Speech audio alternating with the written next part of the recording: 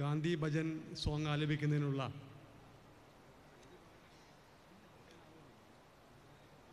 നമ്മുടെ MES office സ്റ്റാഫും MES women's കോളേജിലെ വിദ്യാർത്ഥികളും സ്റ്റേജിലോട്ട് വരണം.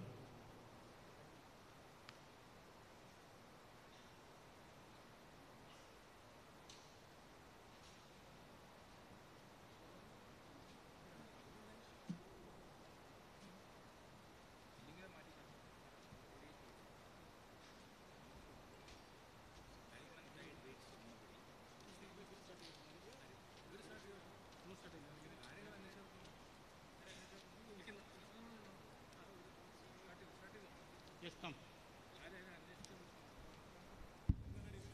Welcome song, please.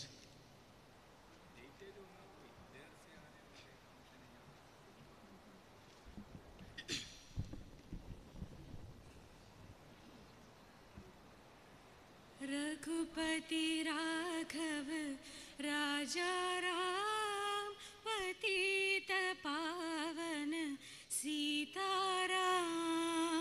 Raghupati Raghav राजा राम पतित पावन सीताराम. सीताराम सीताराम भज प्यारे तू सीताराम. सीताराम सीताराम भज प्यारे तू सीताराम. रघुपति राघव राजा राम पतित पावन सीताराम. ईश्वर अल्लाह तेरो नाम सबको सन्मति दे भगवान. ईश्वर अल्लाह तेरो नाम सबको सम्मति दे भगवान. रघुपति राघव राजा राम पतित पावन Sitaram.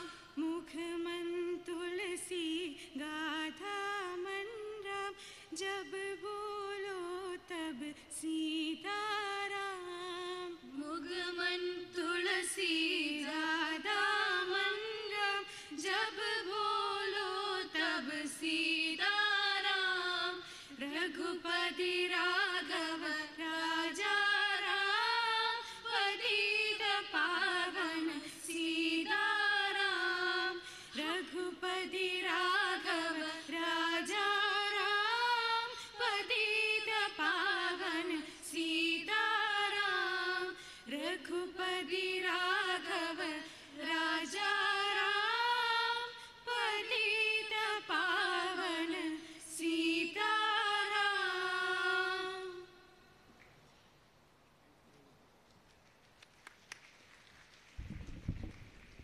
Welcome, Professor P.O.J. Lebba, General Secretary, MES Kerala.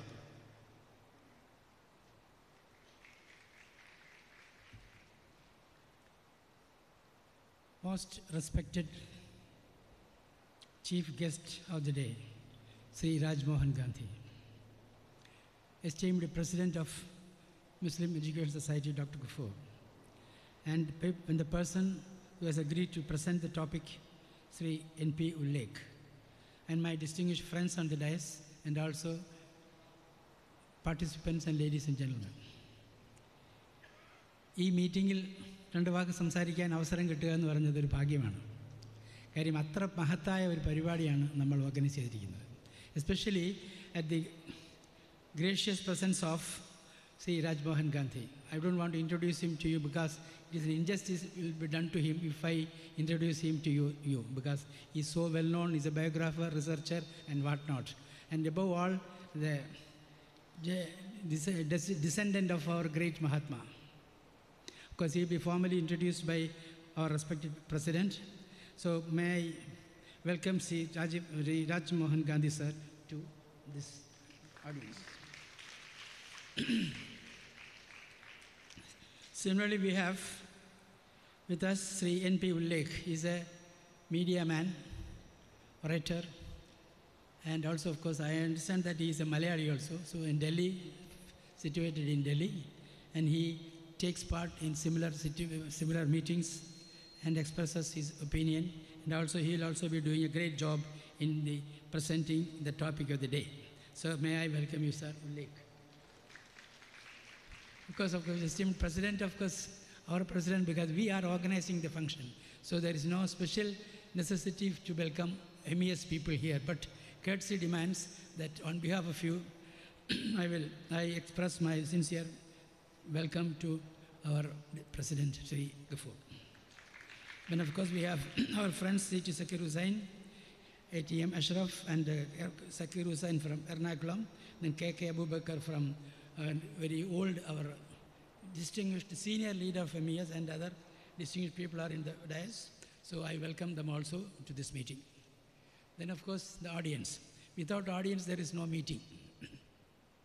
So I have great pleasure to offer a warm welcome to all the participants of this meeting, because they will be doing a real justice to if they understand, or rather work, if they listen to the talk and do accordingly, then that will be a great thing that they can do to the society. But now, of course, I don't want to say further many things about the program, but I only say about a few points. But the MES has been organizing similar meetings many meetings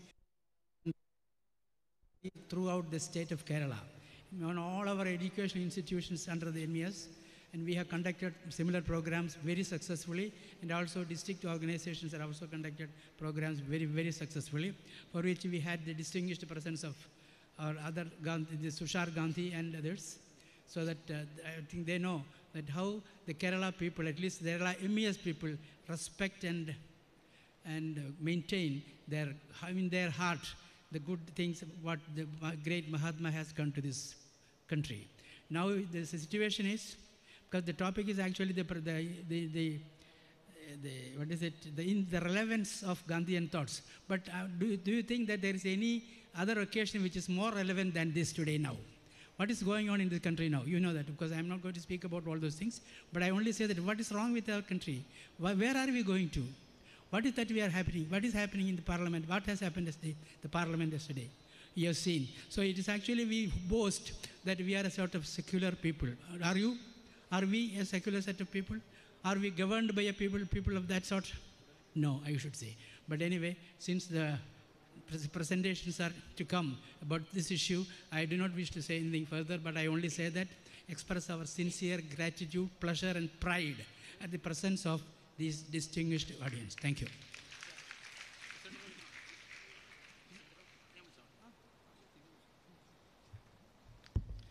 Our most respected President MES Kerala, Dr. Faksuk Ghafoor Sahib, presiding this function. Please, sir.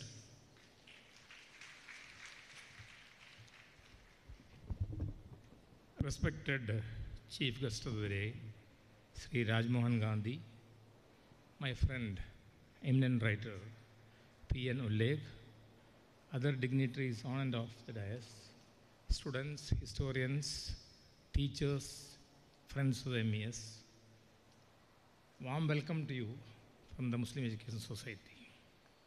Mahatma 150. Why is the MES making a big issue out of this thing? You would not believe it, madam. I think we are the #1 organization in the entire country which is conducting the Mahatma's 150th celebrations in such a grand way. Why is the Mahatma the Mahatma? I'll tell you one simple point.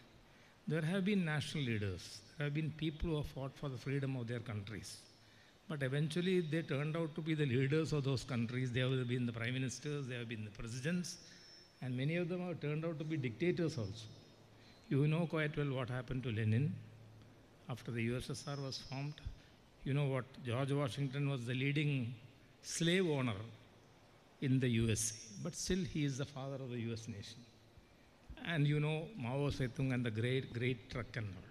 In the history of the world, there is only one figure who has refused to take up the reins of the nation once the nation which he formed became free. That is only Mohandas Karamchand Gandhi. He is the only person who refused to take up any office. He could have either been the Prime Minister or the President of this nation, which he did not try, or he never aimed to. If you were to ask me, the Mahatma is a real Mahatma because he is a social reformer. He is a social reformer who accidentally jumped into the freedom struggle. I would look at it this way, because he landed up in South Africa, he landed up into a mess over there, and from there he came back to India and landed into the freedom struggle. Never before in the history of mankind has a person been invited to lead a struggle. Probably there have been people who are in exile and who have been invited. It's not that way. History tells us that. I should not speak history in front of the eminent historian Rajmohan Gandhi. But since I have read many of his books, and I thought about this thing, nobody in the history of the world has refused to take up a government post other than probably Ernesto Che Guevara. Guevara said that revolution should be continuous. Revolution is not permanent. So he is also idolized by the left movement because of the renunciation of the office. Similarly, the Mahatma himself. You have to go back into those days when they were all Achuts in this country. It is the Mahatma who brought together all of us. There is no countryman. We are speaking about Bharat, we are speaking about Hindustan, we are speaking about India. You go back to history, there is no such thing. Only by the bayonets of the British or by the gunpowder produced by Babur or Akbar, nation has been created. It is the Mahatma who, through his love and affection, who created this nation. Now the Muslim issue, they say that the Mahatma, that's why he had to give up his life. He gave up his life because of the Muslim issue. They say that because of pandering to the Muslim sentiments, the partition has occurred. Let us go into some figures now. It is a wrong concept to say that there are 14% Muslims in India. It is not so. If you take Akhanda Bharatam, that is Bangladesh and Pakistan put together, the Muslim population today would be around 50 to 60 crores of a total 170. That means 30 to 35% of the entire population of India. You minus the Achyutu group, the untouchables, then the Savarna Hindus and the Muslims are almost face to face. The Mahatma realized it. He knew where things were moving to. That is why he tried, you need not use the word appease. It is not appeasement. It is trying to co-opt them. He tried to co-opt the Dalits. He tried to co-opt the tribals. He tried to co-opt the Muslims. He tried to co-opt the Christians. But he was firm in certain things also. If you read some of the issues, you would find in certain issues, Mahatma was firm. For example, I was going into his attitude towards conversion, and that too regarding the reconversion by Swami Dayananda Saraswati, the Shuddhi movement. Mahatma was very clear on that matter. The Mahatma said that there should not be any conversion by propaganda, there should not be conversion by coercion, neither there should be propaganda by giving monetary benefits. He has very specifically said that starting educational institutions and hospitals and then trying to convert the local people is not correct. In the same letter itself, he writes that, but they have the right to get converted. The SCST people, Mahatma only appealed to Ambedkar. He only appealed to Ambedkar not to leave the Hindu fold. He didn't use pressure against him or not try to brand Ambedkar as a traitor. Even though Ambedkar had a lot of uncharitable words to use about the Mahatma at that time. So he tried to keep this nation together. Now this nation, it is being threatened. The very foundations of this nation have been threatened. You know what has happened about the Uniform Civil Code. You know what the Mahatma's opinion was about the Uniform Civil Code. You know that the Mahatma preferred Hindustani over Hindi as the national language. You know that the Mahatma was not against linguistic states. You know what he had a very good bond with Sheikh Abdullah. And it is said that once when he visited Srinagar during that crisis in 1947, when the Maharani, that is Maharaja Hari Singh's wife, offered some milk to him, he refused. He said that when my people, the Kashmiri people, are suffering on the roads, I will not accept this milk. And he went and attended a meeting presided over by Begum Abdullah because Sheikh Abdullah was in jail. So this was his attitude. That is why he offered Jinnah that, see, okay, you take the prime ministership. That is like Kumaraswamy getting the chief minister post. So like say, you take the prime minister post, but let us not have partition. Let us not have partition. Now they are saying that the Congress is responsible for partition. The Congress is not responsible for partition. History tells us that Bhai Parmanand, Lala Lajpat Rai, Damodar Vinayak Savarkar, they first raised the issue of Pakistan, of partition. They had a reason for that, because otherwise they would have been in a Muslim majority Punjab, or they would have been in a Muslim majority Bengal. So they said that there should be partition. Not that I am blaming them. Later on, Jinnah took up the same refrain. So before us, we have the ideals of the Mahatma. Those are being challenged. For example, the city said, do you think that the Mahatma would refuse refuge to any person, whether political or whether it is due to religious discrimination in any country?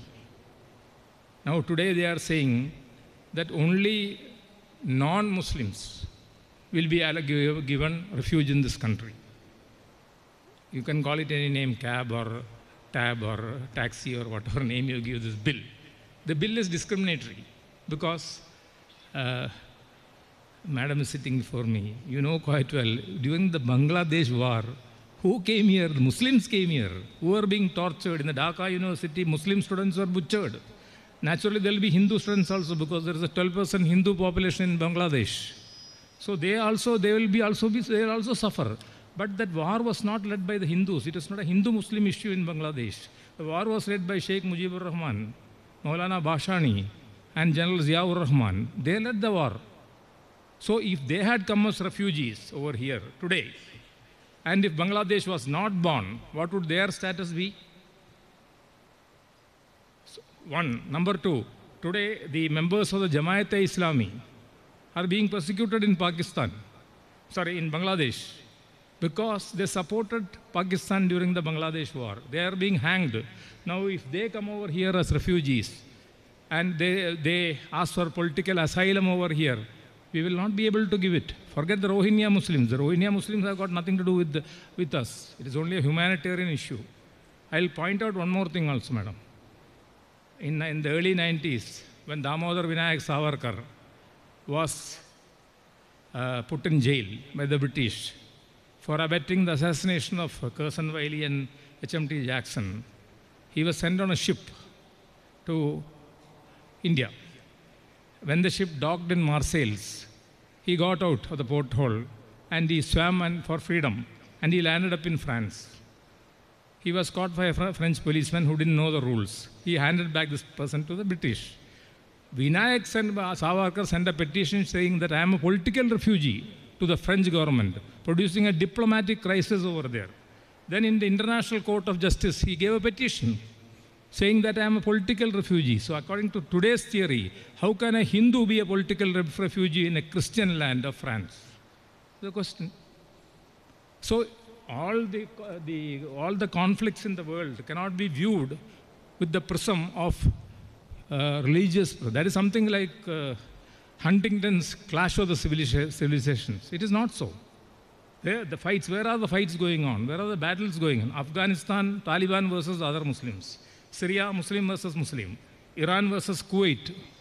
Iraq versus Iran, 10-year war. There is also Muslim versus Muslim. Now we will come to the Second World War. Britain, Protestant. Germany, Protestant. United States of America, Protestant. They are fighting. It is not a question of Christianity versus Islam. Those are only in the days of the Crusades.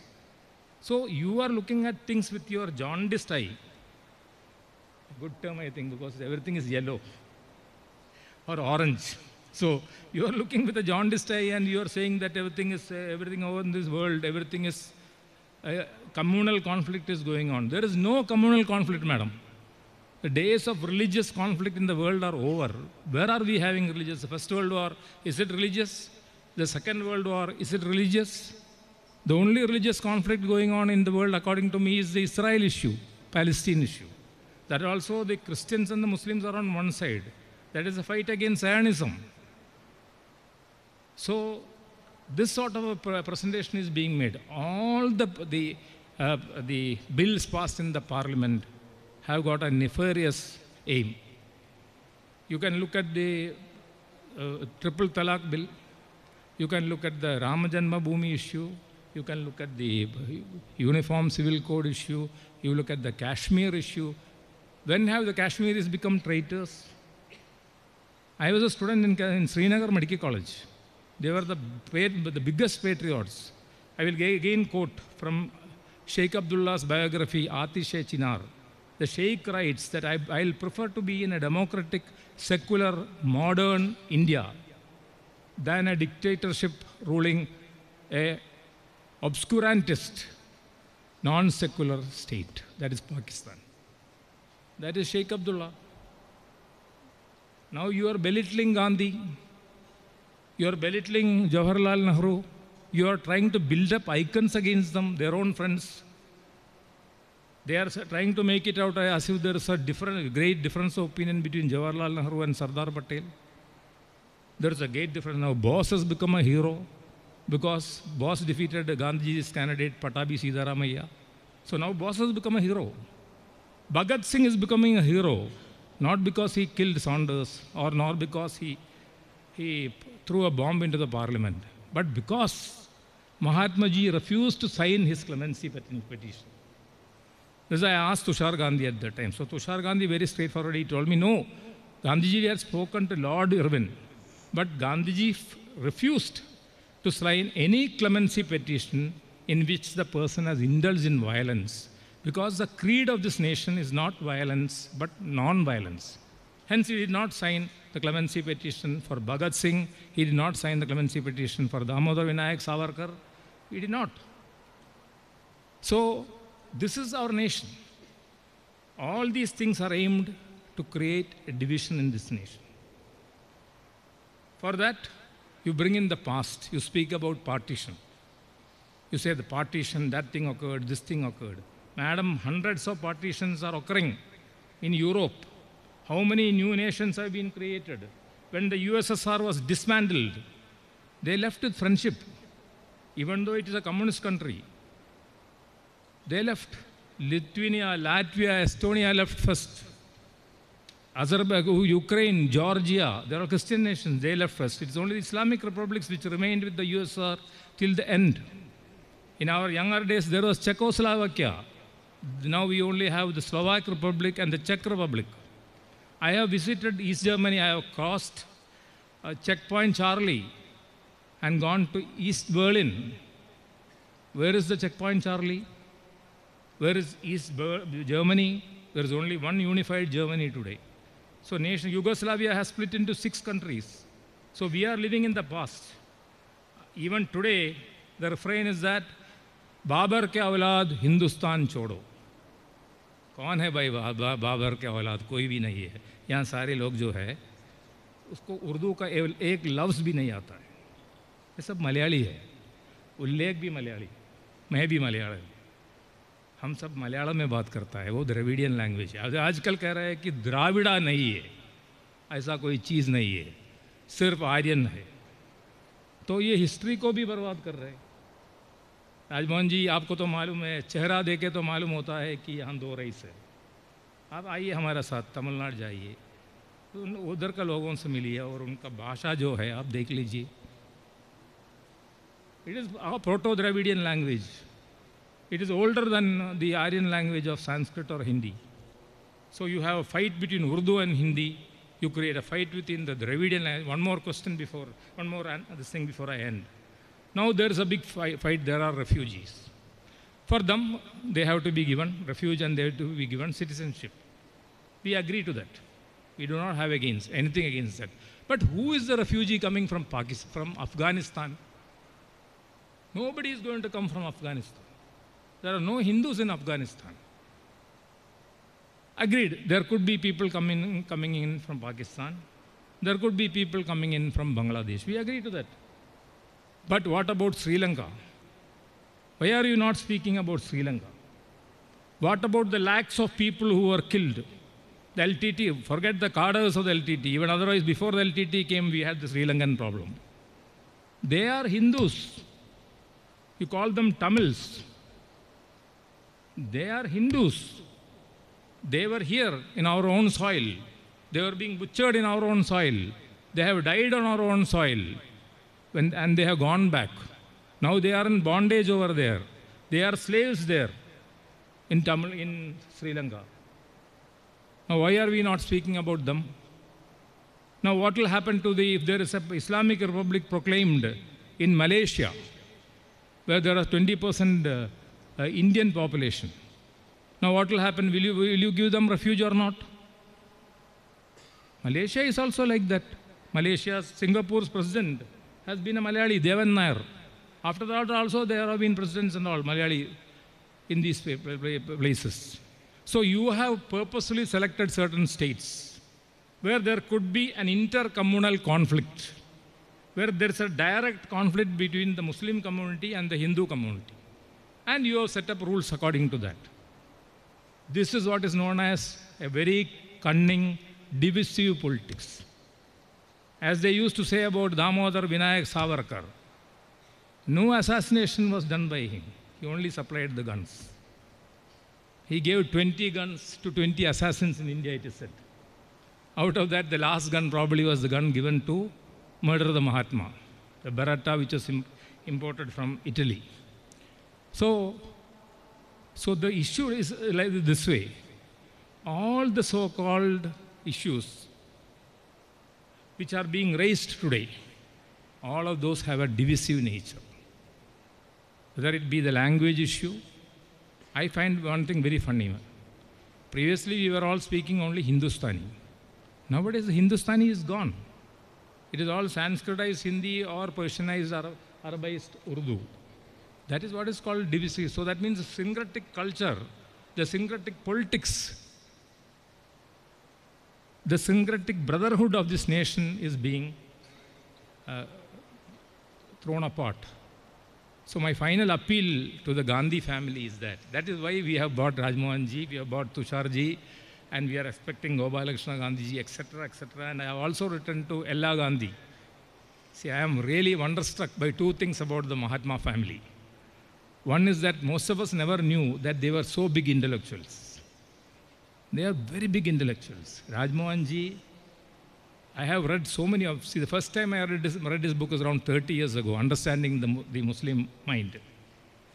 He has given such a beautiful description, impartial description of the Muslim leaders from Sir Sayyid Ahmad Khan to Muhammad Ali Jinnah to Maulana Abdul Kalam Azad and whoever, Maulana Muhammad Ali, etc., etc., 8 of them, to his latest books, including the book which he wrote, Comparing the Sepoy Mutiny with the American Civil War. Professor, teacher, academician, research scholar, biographer, a great personality, Rajmohan Gandhiji, with firm convictions he has got. Similarly, from the Gandhi family, Gopalakrishna Gandhi, Rajmohanji's brother, IFS officer, High Commissioner, Ambassador, Governor, and all. Harilalji's family. I was really surprised. Cardiothoracic surgeons, professors in Harvard, professors in Yale. So I have invited all of them, right down from Tara Bhattacharya downwards. All of them I have invited, from all the family members of our beloved Mahatma Ji. I have invited everybody. And P. Ullekh Ji here, he has been the inspiration for me. He used to point out, you say, phone up that person, this person, he is there in the Gandhian studies. He is in charge of the Gandhian chair in such and such a university. So, madam, we are conducting 250 programs this year. And it is our great pleasure that the entire Gandhi family, whoever is available in India, they have accepted our invitation. Finally, once again, thanking our guests, Dr. Rajmohan Ji and P.N. Ullekh. Of course, P.N. Ullekh is also a writer. He has written, for your interest, he has written about the bloody politics of Kannur. Before that, I have read his book on Atal Bihari Vajpayee also, a very noted writer, one of the most popular writers of our time. He will be there to introduce the subject after Rajmohan Ji speaks. And after that, we will have an interaction. Thank you, friends. Thank you.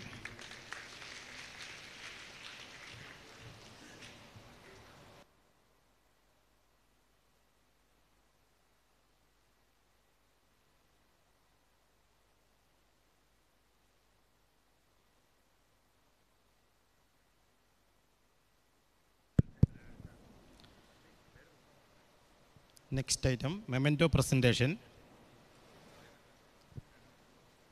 City Secure Hussain, State Secretary, memento presentation to Rajmohan Ji. Please receive.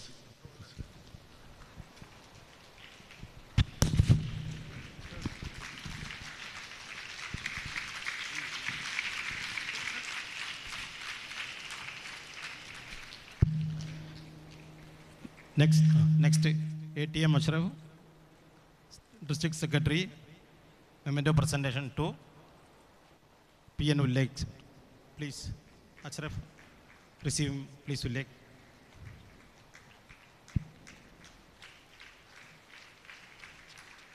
Thank you. Next, missing welcome, ma'am.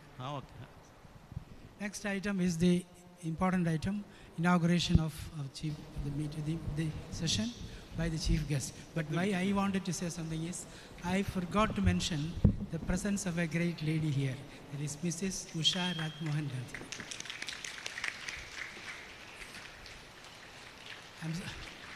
Because the parallel to this is we have forgotten Kasturba Gandhi. Similarly, we have forgotten this Usha Gandhi also. Thank you very much. Now, my sir, I invite our chief guest. The Muslim Education Society Gandhismrithi program inaugurated by and keynote address also Mr. Rajmohan Gandhi. Sri, please, sir.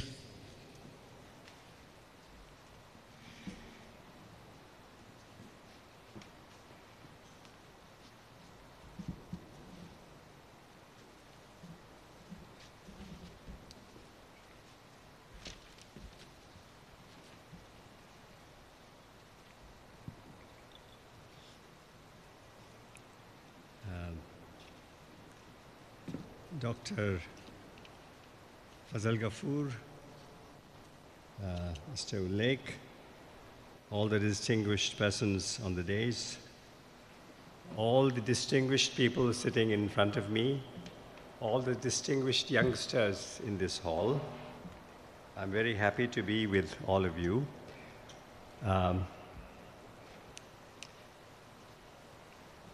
When Mahatma Gandhi was leading his freedom movement, and there are some wonderful freedom fighters still here in this hall.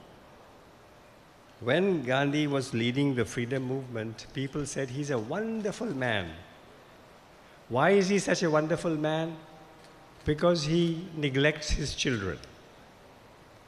He does not give any importance to his sons.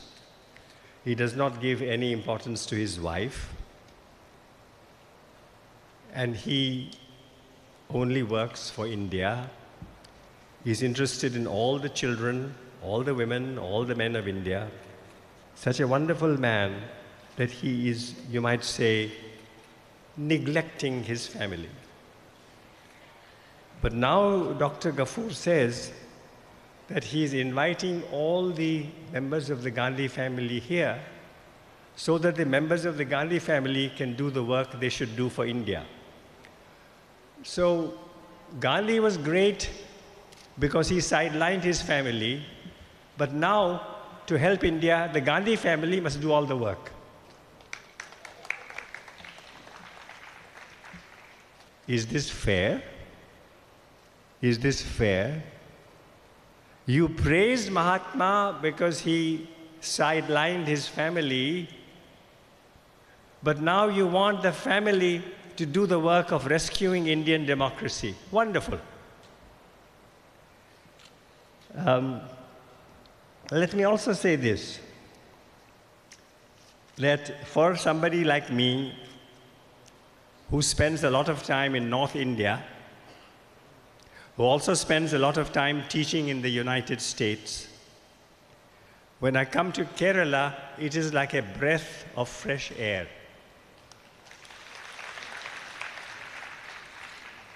Why is it a breath of fresh air? Because here you have Hindus and Muslims and Christians and agnostics, all living with mutual respect, all believing in equality, showing an example to the whole world. All believing in democracy, all writing cartoons about others, all freely criticizing others. You believe in free speech. You believe in respect, but you also believe in dissent. You believe in criticism. You believe in free speech, and you have all the different communities living together. It is fantastic. So no wonder people are expecting that from Kerala. You know, they say light comes from the east, but maybe in the coming decades, light will come from the south for the whole of India.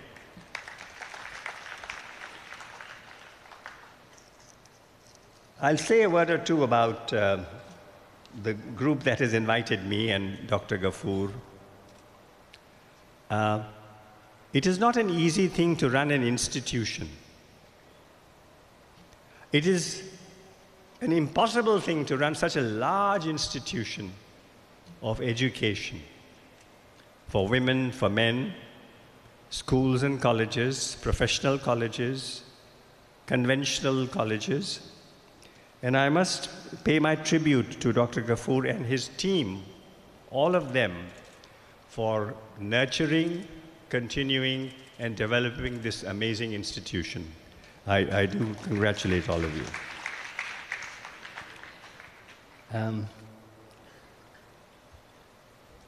We are talking about Gandhi 150. Let us think of Gandhi's contemporaries in the world. There was a famous contemporary called Winston Churchill. There was another famous contemporary called Franklin Delano Roosevelt. They were about the same age as Gandhi. Do we hear of Churchill 150 being celebrated all over the world? Do we hear of Roosevelt 150 celebrated all over the world? Why is Gandhi 150 celebrated all over the world? I have nothing against Churchill and Roosevelt. As a historian, I know that these two did some remarkable things, some very great things. Gandhi himself said that Churchill saved the British Empire in World War II. Roosevelt did amazing things. But why is it that the whole world today observes Gandhi 150 when it is not so active in observing Churchill 150 or Roosevelt 150? There was something very special, very unusual about Gandhi. So when we ask whether Gandhi is relevant or not, this very fact should be enough for us. The world is observing Gandhi 150. Yes, many in India are attacking him. So if you attack somebody, does it show that he is irrelevant? Do you attack somebody who is making no impact? If people wish to attack Gandhi, it is because he is making an impact 70 years after his death. Now, before I speak further about some aspects of Gandhi's life, I want to make some general points because, you know, if we are to save India and Indian democracy, if we are to save equality in India, and we know of the latest attack on equality, the so-called CAB, a shameful attack on equality, which I believe and I hope the Supreme Court will strike down. So, before I speak further about Gandhi, and I have several points I want to make some general points, which have nothing to do with Gandhi, nothing to do with Kasturba, certainly nothing to do with the Gandhi family. Completely general points about our world today and about how we are meant to live in the world today. And I'll make some very simple points, and these are common points and you're aware of them, but I think it's sometimes helpful to remember some very simple, fundamental points. Now, all of you have heard this, that when you point your finger at your neighbor and say that he's not a good person. You did some bad things, sir. You did some bad things. So when I point my finger at him, 3 more fingers point back at me. When I point my finger at somebody, 3 more fingers point back at me. So I must not only see what is wrong with somebody else, I must see what may be wrong with me. And you have also all heard of this very interesting story, which I first heard from a French woman, about how wars begin. Why do wars start in the world? So a child asked her parents, how do wars begin? And the father said, I'll tell you. The reason is people want somebody else's land, somebody else's gold, and for economic reasons, wars start. Oh, no, said the mother. No, no, no, the mother said. Wars begin because people want to impose their ideas. They want to impose their ideology. They want to impose their philosophy. They want to impose their religion. It is because people want to impose their religion that wars begin. No, said the father. It is land. No, said the mother. It is ideology. It is land, said the father. It is ideology, said the mother. It's economics, said the father. It's philosophy, said the mother. And the little child said, stop, father, stop, mother. Now I know how wars begin.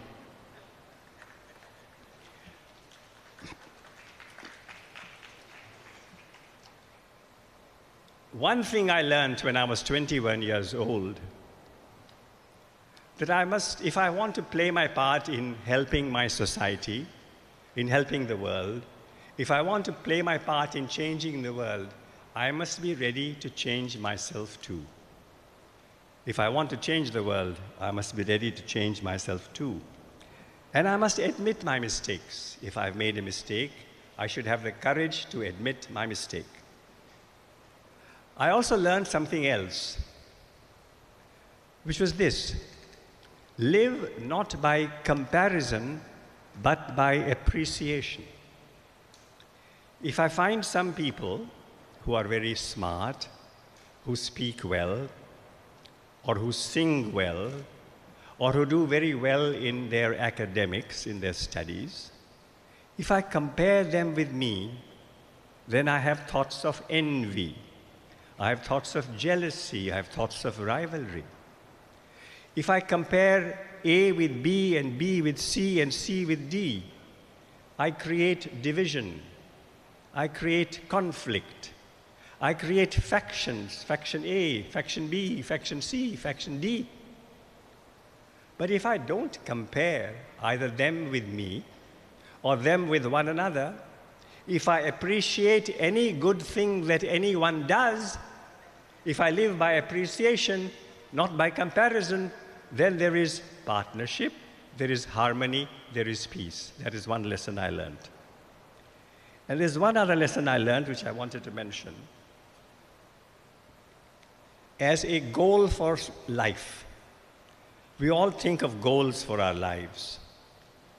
Professional goals, what job I will have, what I hope to achieve to help society. But supposing I also think about what others can do. I want to make myself useful.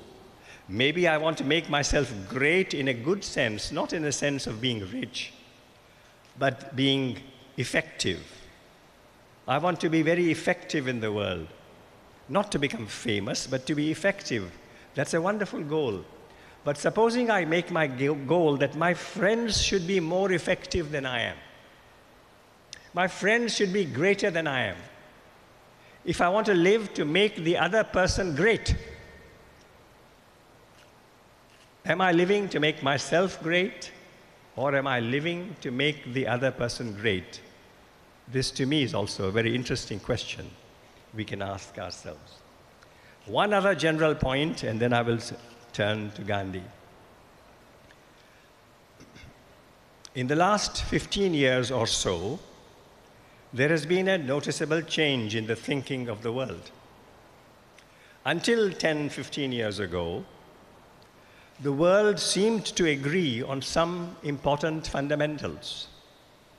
The world seemed to agree that liberty and equality were wonderful goals, wonderful objectives. The world didn't always practice liberty. The world did not always practice equality, but the world agreed that liberty and equality were desirable goals, were great goals, and we should work for those goals. But now there's been a change. Not liberty, not equality, but supremacy should be our goal. One group should become supreme. Supremacy should be our goal. And as some of you will know, a very interesting phrase has been thought of which applies to what is happening in the world today. And that word is ethno-nationalism. Not just nationalism, but ethno-nationalism. So there is a tide, a wave of ethno-nationalism all over the world. What does this mean? What does ethno-nationalism mean? It means that in one country, there is one particular group. It could be a racial group. It could be a religious group. It could be a tribal group. It could be a caste group. And that group should dominate. Not equality, not free speech, not liberty, but dominance, supremacy. And a dominance either of a religious group, the Hindus in India, a racial group, whites in the United States, or a tribal group somewhere in Africa. There is today a wave of ethno-nationalism in the world. And that is the wave that all of us are meant to tackle. And that is the wave, that of course that wave will be defeated one day. Dominance, authoritarianism, totalitarianism, supremacy of one race, one group, one religious group does not last forever. How long it will last in the world, we do not know. But we absolutely know that it will one day end. And it is our task to bring that day when that supremacy ends closer and closer.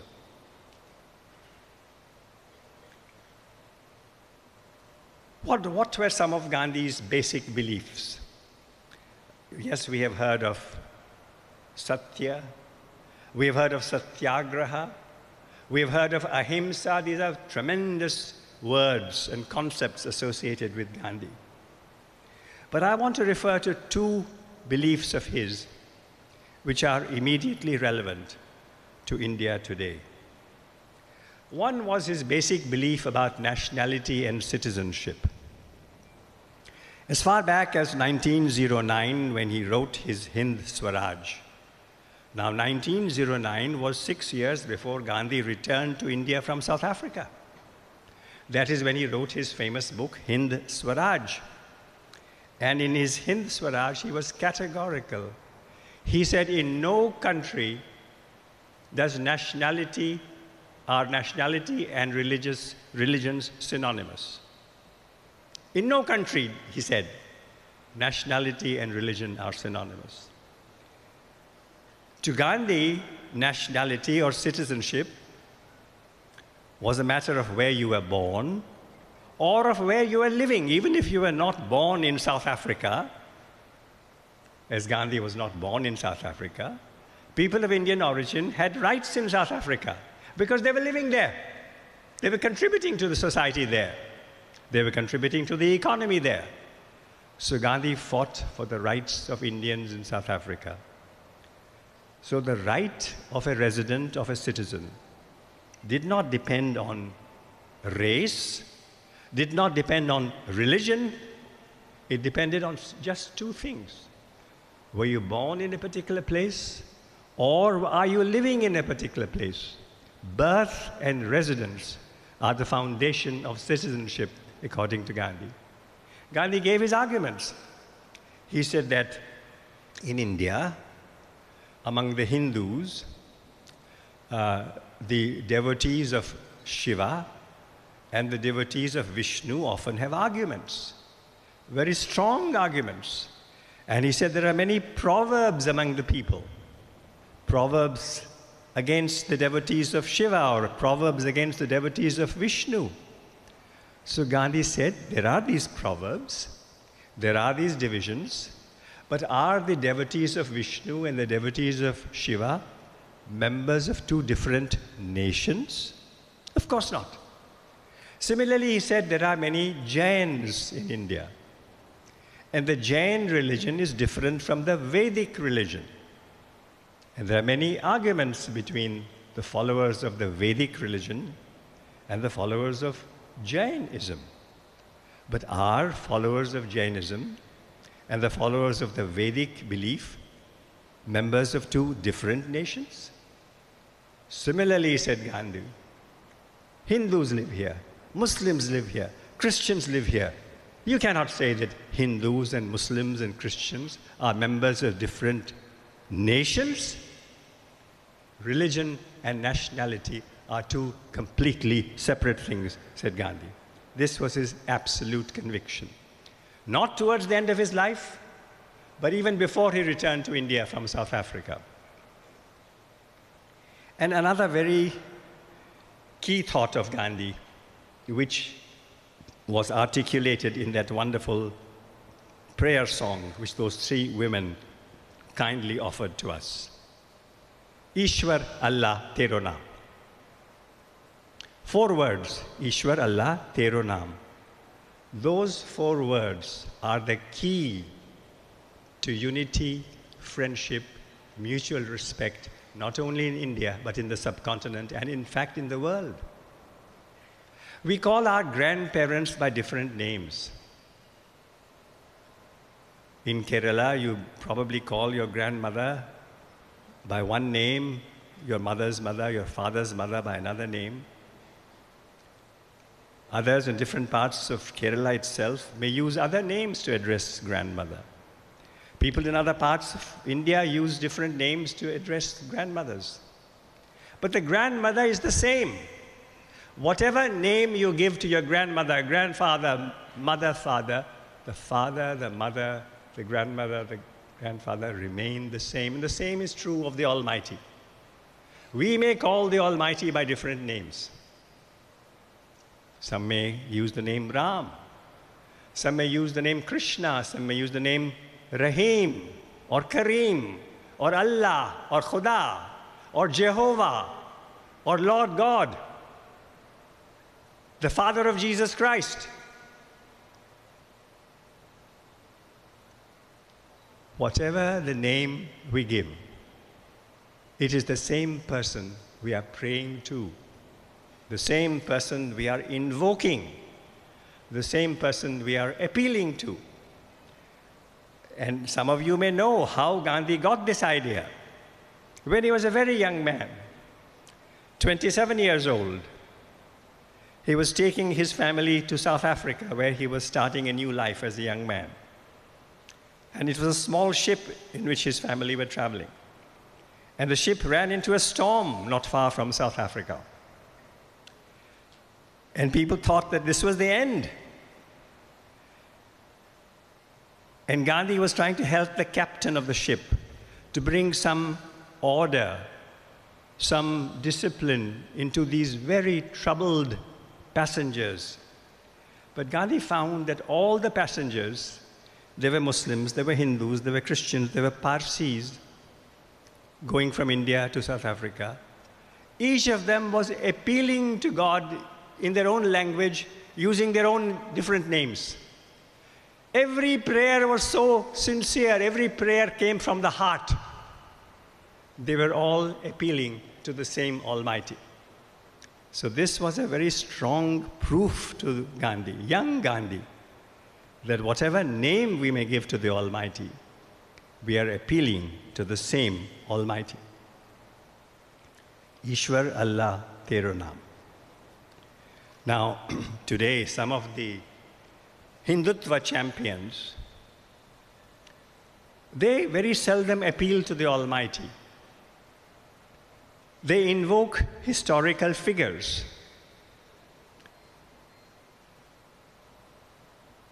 And they use religion. But they very seldom say, "Oh God, please help us." They say, "We want to bring the Rama temple, raise the Rama temple in Ayodhya." But they very rarely say, "Oh Ram, oh God, please help India. We have problems, we have famine, we have divisions, we have corruption, we have weaknesses, we have rape, we have crime.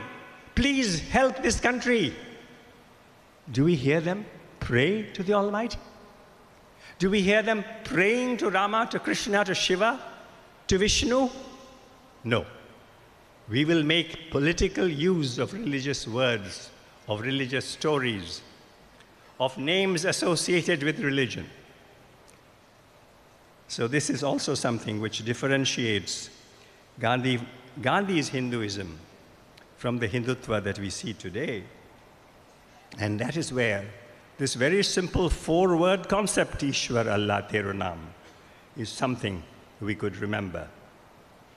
Now, what did Gandhi achieve in India? People say he led the freedom movement. Gandhi brought us freedom, people say. And Subhash Bose, who had his own separate approach to the freedom movement, who did not mind seeking the aid of Germany, Hitler's Germany. He did not mind seeking the aid of Japan, militarist Japan, for India's freedom. He was in Rangoon when the Japanese were controlling Burma, and Subhash Bose, in a radio speech from Rangoon, addressed to Gandhi, called him father of the nation. Do you know that the first person to use the phrase father of the nation for Gandhi was Subhash Chandra Bose? Father of the nation, the leader of India's independence movement. But in my assessment, I'm a simple historian. In my assessment, the political freedom of India was not Gandhi's greatest achievement. For one thing, so many people contributed to that freedom movement before Gandhi arrived on the scene. After Gandhi was on the scene, people had their own approach to the freedom movement. Moreover, world events helped India's freedom. The Second World War made it impossible for the British to hold on to India. The people in Britain were unwilling to continue to arrive in India as soldiers to keep India forcibly within the empire. World events might have brought freedom to India even if there was no Gandhi. So freedom of India was not Gandhi's greatest achievement. In my assessment, his greatest achievements were two. One, he committed free India to the service of the poor. He gave the new free India a tilt in favor of the poor. Now, India did not honor that commitment fully. Yes, there were many programs in government policies, state governments, central government, to uplift the poor. Many wonderful programs. But not enough, of course. Nonetheless, it's important to know that if Gandhi had not been there, a free India might not have been tilted towards the poor, even in name, let alone in practice. As Dr. Ghaffur mentioned earlier, Gandhi was the only leader of the freedom movement in any country in South Africa, Latin America, Asia, who had, after the success of the movement, refused to even consider being prime minister, president. In many countries, leaders of the freedom movement, occupying power, spend their time enriching themselves, enriching their family members, supporting their rich friends, their crony capitalist friends. There was no tilt in favor of the poor, but in India, thanks to Gandhi, there was a tilt in favor of the poor. That was, in my opinion, a tremendous achievement of Gandhi. And the second achievement was this. Consider the climate in which India became free in August 1947. Yes, that was the time when India also was partitioned. Pakistan was created. Violence took place. Carnage took place. Refugees moved from one part to the other. Pakistan did not immediately become an Islamic state, but already when Pakistan was created, many people in Pakistan said, Pakistan will be an Islamic state. Many refugees came from Pakistan to India. Hindu refugees, Sikh refugees, some Christian refugees. And there was violence in Pakistan, but there was also, sadly, very serious violence in India also.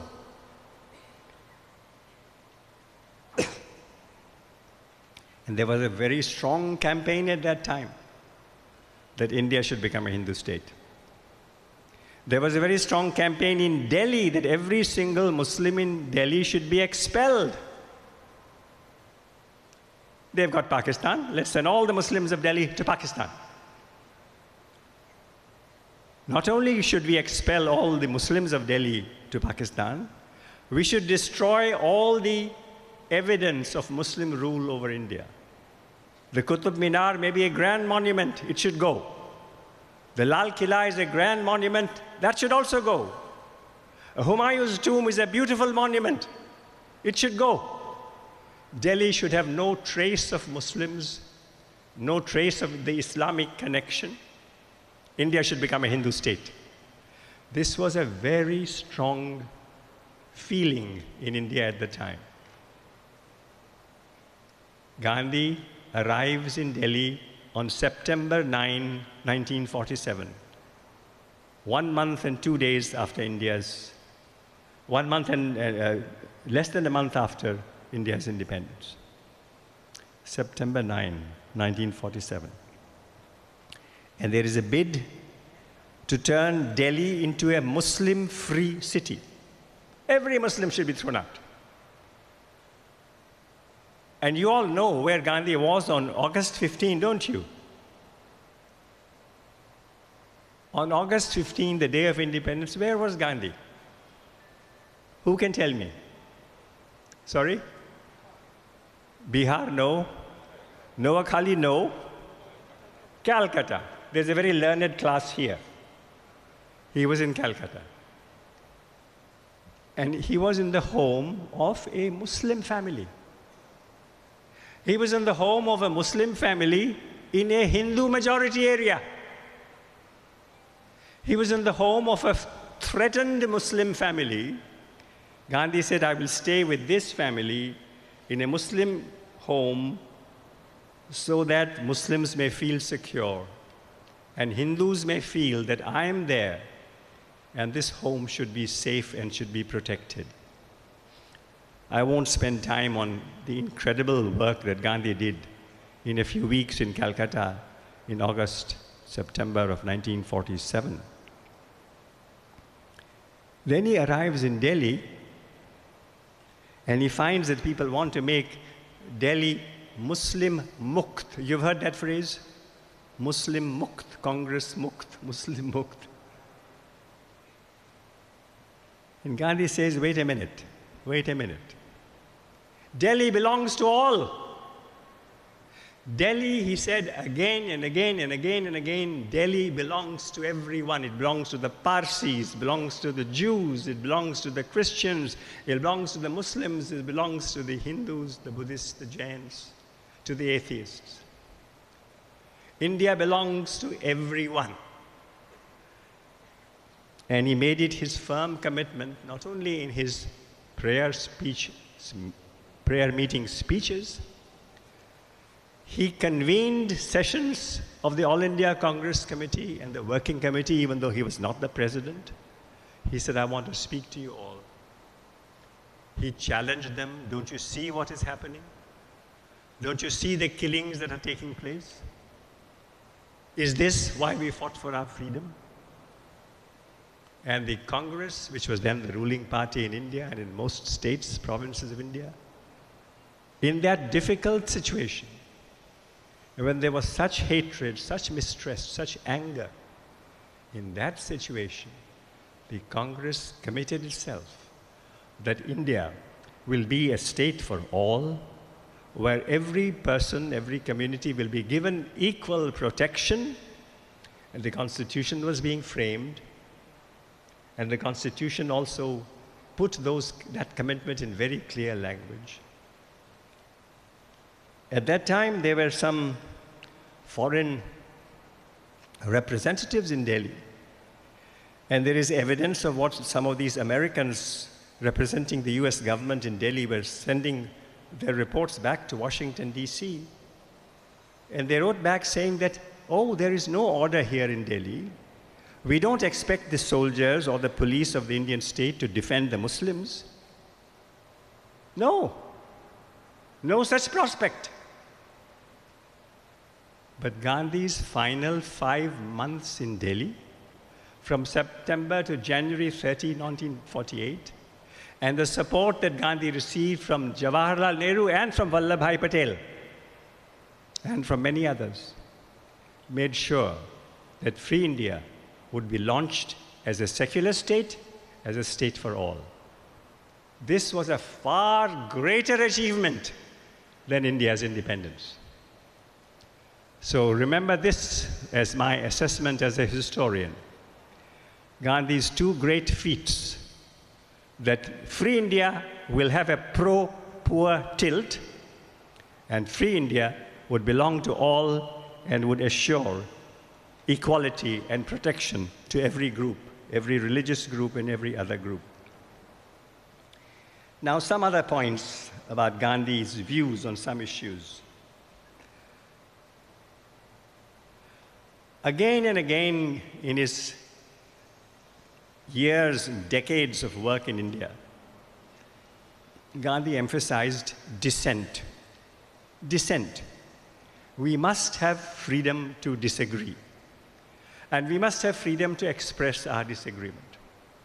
You know about the Quit India resolution that was passed in August 1942. There was a huge support for the resolution. But 13 people opposed the resolution. These were people with communist sympathies. At that time, many members of the Communist Party were also members of the Congress. So 13 members of the Congress who had communist affiliations. And remember, at that time, Soviet Union had joined hands with the British to fight Hitler. So they opposed Gandhi's Quit India resolution. Everybody else thunderously approved of the resolution. So when Gandhi began his speech after the Quit India resolution was accepted, Gandhi's first sentence was, I want to congratulate the 13 men who opposed the resolution. He started by recognizing the importance of dissent. Then in 46, some of you know what happened in February 46. Who knows? History students? February 1946. Sorry? No, that came a little later. That came in September 46. What happened in February 46? Something happened in Bombay, in Cochin, in Vizag, in Karachi. Thank you. Naval mutiny. So the class is slow, but it comes up. In February 46, there was a naval mutiny. And who took part in the naval mutiny? Not any, there were many Indians in the Navy, there were many Indian officers. Not a single Indian officer in the Navy took part in the mutiny. All the humble workers in the Navy, they were called ratings. They took part. And some people supported the mutiny. Some workers supported the mutiny. There was a strike in the Bombay area. And then some people became very excited. And in Bombay, they stopped people on the street and said, you must shout Jai Hind. Will you shout Jai Hind?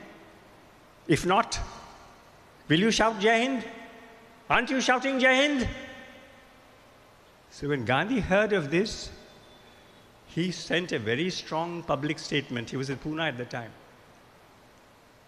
He said, every time we try to compel someone to shout even a patriotic slogan, we drive a nail into Swaraj.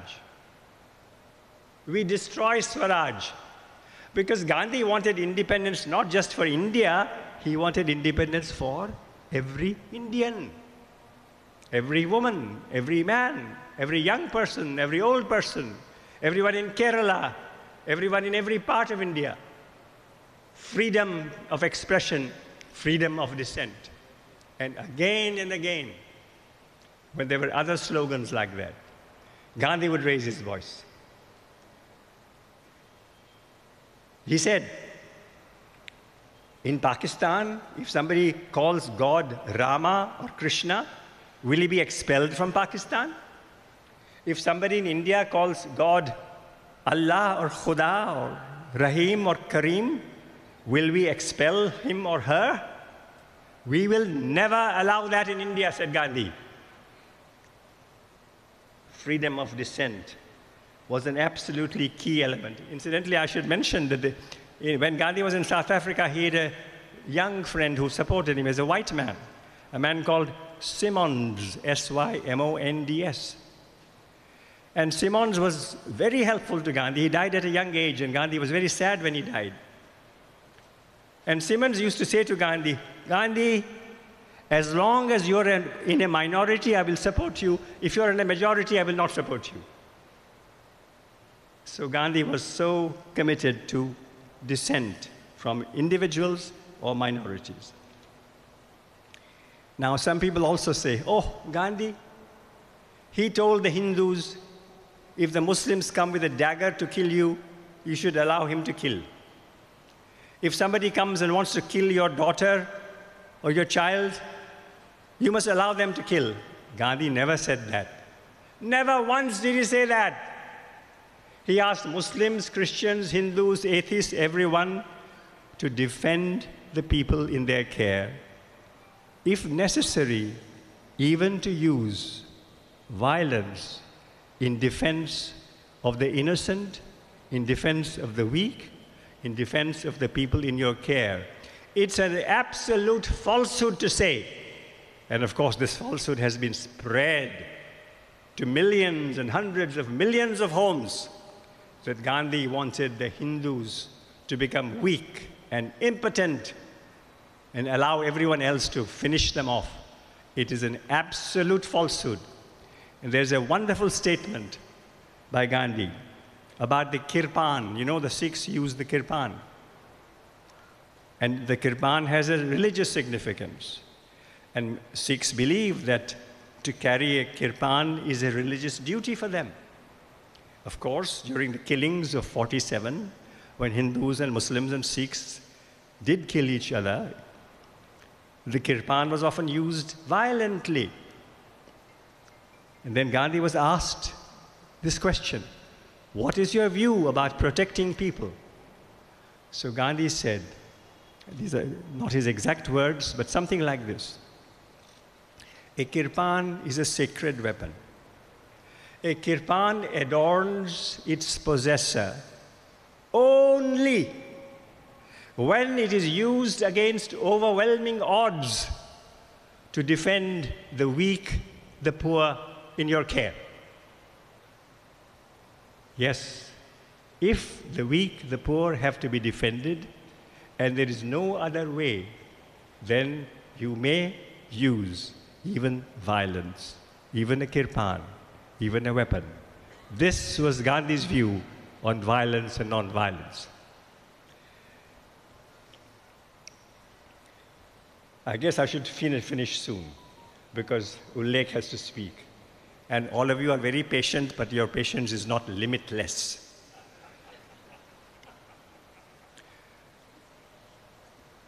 An African-American leader came to India in 46, 47, and he said to Gandhi, you have been preaching ahimsa, non-violence, love, compassion to India for 30 years.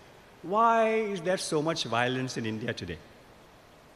Because there was great violence, not only in the Pakistan part, but also in the India part. Great violence. Why, in spite of your 30-year preaching, is there so much violence? So Gandhi thought about this for a while, said it's a very important question, and I must answer it. And his answer was something like this. Gandhi said, I tried to teach India two important lessons. Fear not and hate not. Fear not and hate not. And the whole world, through its journalists, through its historians, has acknowledged that in India that was absolutely cowed down by fear, cowed down by British guns and tanks, had become a fear-filled nation. Suddenly it became fear-free. And millions of people said, we will defy this rule, we will embrace prison, if need be, we will embrace death. So Gandhi said, I try to teach India two lessons, fear not and hate not. They loved the first lesson, fear not. They did not like my second lesson, hate not. And Gandhi said, despite all our talk about non-violence and compassion, many Indians actually hated the white man. Hated the white man. And then Gandhi said, our hatred of the white man, when independence started to come, was transferred to a hatred of the fellow Indian. And the Hindus started to hate the Muslims, and the Muslims started to hate the Hindus. Fear not was more popular than hate not. And that is why so much violence occurred. So this explanation of Gandhi, of the violence of 47, is something that we can all be thinking about. One last thing about Gandhi. In 1915, the year when he came from South Africa to India, when he was unknown, some people had heard about South Africa and struggle, about Satyagraha. And there was a man whose name some of you may have heard, called Indulal Yagnik. He was a Gujarati young man. Afterwards, he became a very important socialist politician. Then he was a very young man. He asked Gandhi, Gandhi, you have come from South Africa. You practice Satyagraha there. Will Satyagraha succeed in India? So Gandhi said, yes. I believe Satyagraha will work in India. Will you get many followers? Asked Yagnik. Yes, Gandhi said, I will get lots of followers. Imagine this man's confidence. He just comes, he's confident Satyagraha will succeed. He says, I will get many followers. Then Gandhi adds, I will get many followers, but a time will come when my followers will desert me. And because I will be firm with my principles, they will be so angry with me that I will have to beg for my bread and go door to door. So if Gandhi were with us today, will he be surprised that so many people attack him? Of course not. He knew that he was asking people to do something tough. To ask the British to go, but still to love the British. For Muslims and Hindus to forgive each other. Not to dwell on the terrible things that may have happened in the past, but to dwell on the wonderful things that also happened in the past, and the wonderful things that can still happen and still happen today. So Gandhi would not have been surprised. Finally, what must we do today? First of all, we must speak out. We must speak out. If we are unhappy about CAB, NRC, the move on Kashmir, anything wrong that we feel is wrong takes place, we must clearly and fearlessly speak out. Whether we are students, whether we are teachers, whether we are journalists, whether we are historians, as citizens, whether we are men, women, old or young, we must absolutely speak out. The conscience is the key. As Solzhenitsyn used to say, one word of truth is a very strong weapon. One word of truth is a very strong weapon. First thing that citizens must always be willing to do is to speak out. And the second thing we must do is to show solidarity towards those who are attacked. If Muslims are attacked, Christians are attacked, Dalits are attacked, Adivasis are attacked, anyone who is attacked, wherever we are, we must show absolute solidarity with those who are attacked. If we speak the truth, and if we show solidarity with those who are attacked, victory is absolutely certain. Thank you.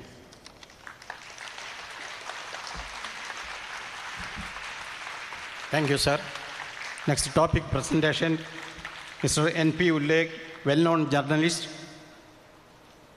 Topic is Relevance of Gandhian Thought in the Modern Era. Writer and a political commentator also. Mr. Ullegh, please, sir.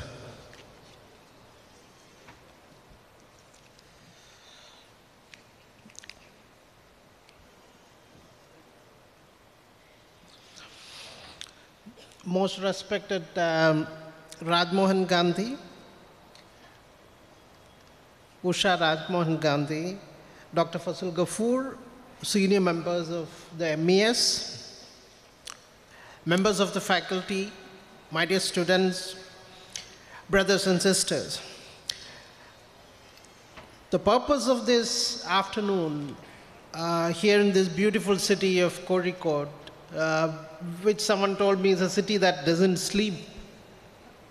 But there is something about the city that sleeps, that's history, and then its heritage beckons you. And here we are going to discuss what is the relevance of Mahatma Gandhi for modern era. Maybe for not just for modern India, but also for the whole world. My immediate response, because these days things call for immediate responses, because otherwise people used to certain dopamine levels of social media would get distracted and lose attention. So certainly, without a whiff of doubt, I want to say Mahatma Gandhi is far more relevant in this India, in these difficult times, than any other time in the history of India. There are multiple reasons for it. In his very invigorating talk, Rajmohan Gandhi outlined one by one, and one would wonder, is there something that's left for me to speak? But there is so much to speak on Gandhi. When he has written 100 volumes, his collected works contains 30,000 correspondence between him and those people who were close to him and those people whom perhaps didn't even know. So there is so much about Gandhi that we can learn from his works, that there is so much about Gandhi's relevance that we can talk about. And primarily, as we attempt to move towards a just society where justice is neither denied nor delayed, it's okay if you live in a country where honey and milk flows, you live in a world where everything is fine, then you can afford to forget Mahatma Gandhi, not otherwise. And we don't, unfortunately, live in a world where everything is fine. And I think things are moving into the opposite direction, with right-wing forces gathering momentum, and lots of extremist tendencies are gaining in popularity all across the world, not just in India.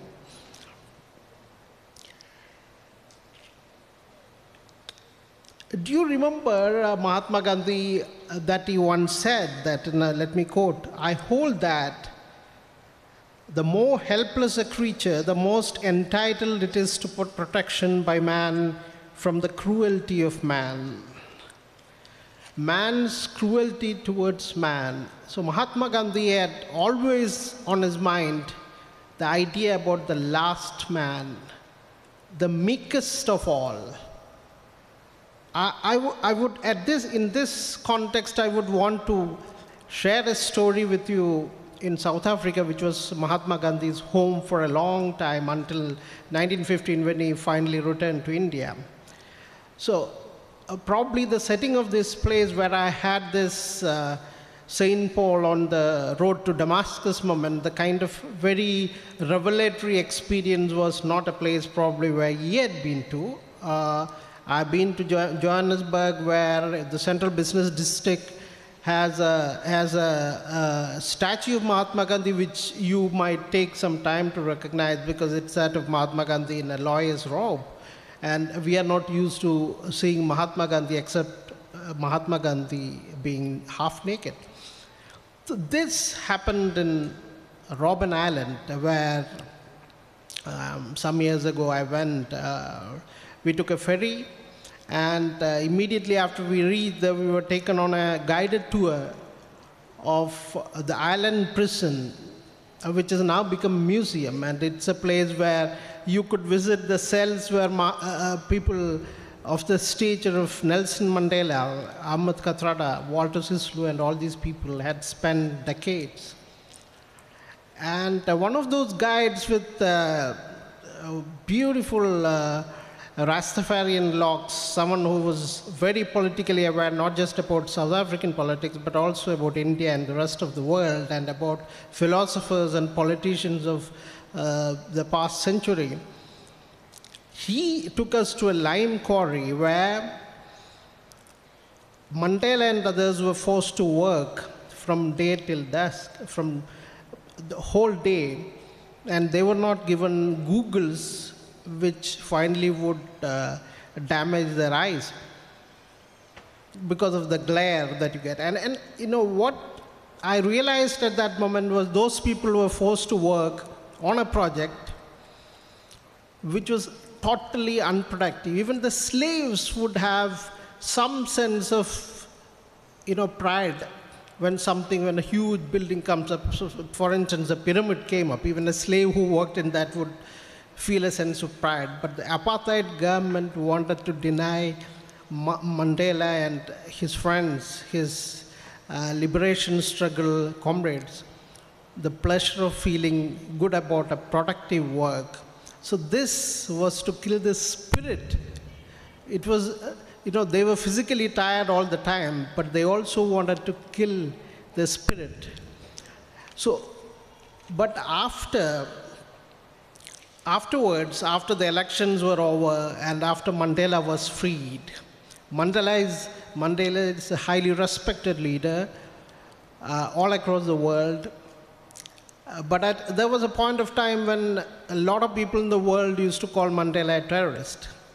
That was after he, initially he was in favor of passive resistance, and he was someone who was in favor of Gandhi's ideas.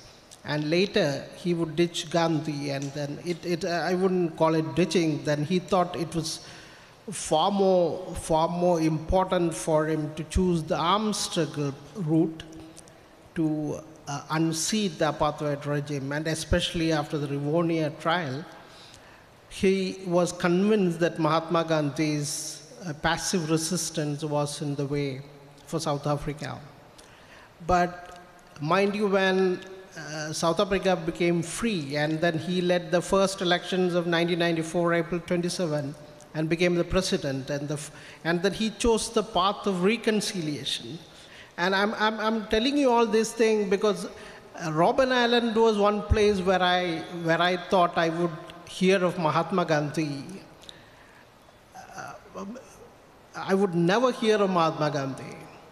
And it was here that the Rastafarian locks guy told me that he gave a long explanation about why Mandela and the the African National Congress decided to embrace Gandhism, to come back to Gandhi's fold. reasons he gave were many, but most important was the idea of reconciliation. But he didn't spell out Gandhi's name until the end. So there were a lot of guides, there were a lot of people out there in that group, and he finally exclaimed and he said that you might wonder this is an idea that Mandela had, but in fact this is an idea that he borrowed from Mahatma Gandhi.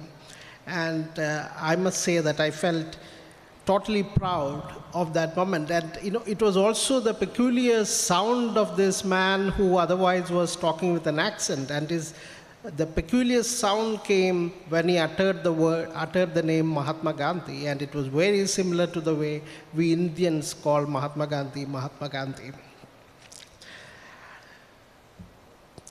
So this idea of the last man, keeps coming back and keeps, even in his lifetime, it used to disturb Mahatma Gandhi endlessly. And it was to help, of course, you get freedom, like South Africa got freedom. India got freedom much before that.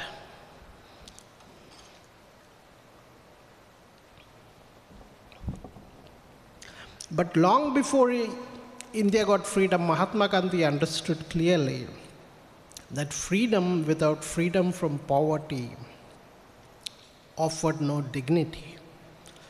I mean, freedom, of course, offers dignity, but freedom without freedom from poverty doesn't, which was why he focused on our villages.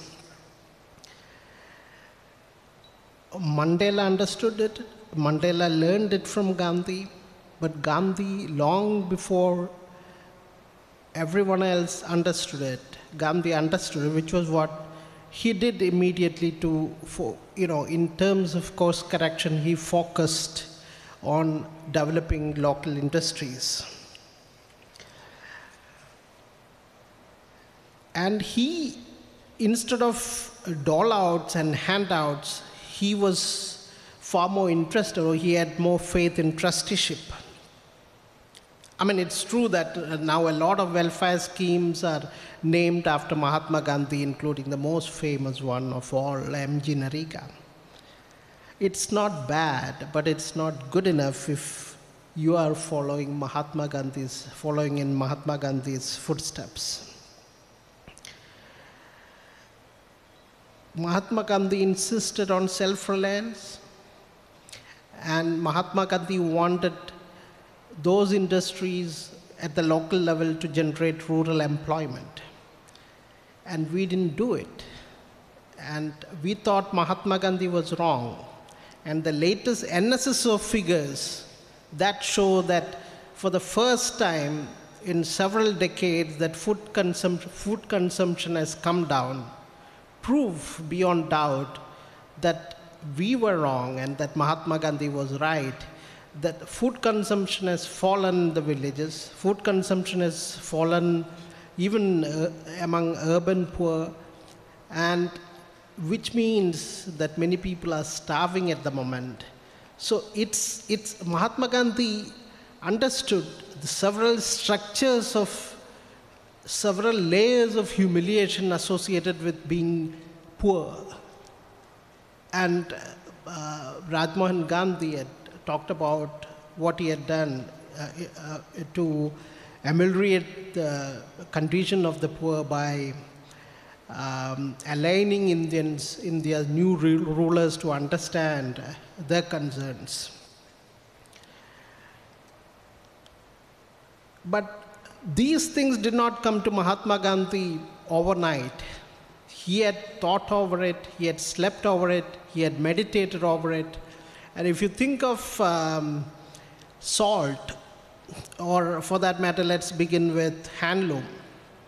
He had this idea of handloom, he had talked about it in 1909 in Hind Swaraj. And he had said that he had not seen a spinning wheel at that time.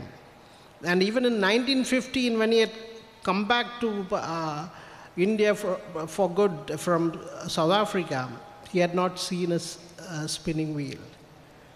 So and then it was at that time that painstakingly he started working towards finding out avenues for generation of jobs and, creation of local industries. Even, this is where names of people like Maganlal Gandhi comes in. But we continuously, despite the fact that there was a slant towards the poor in early policy making in India, we ignored its thrust on the need to improve local village level industries to free the countryside from the clutches of poverty and dependence. And here you see that his emphasis on the last man, the meekest, it keeps coming up.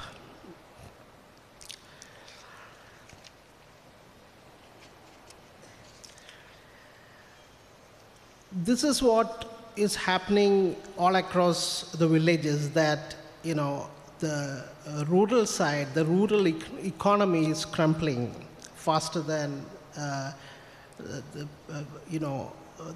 Indian economy as a whole.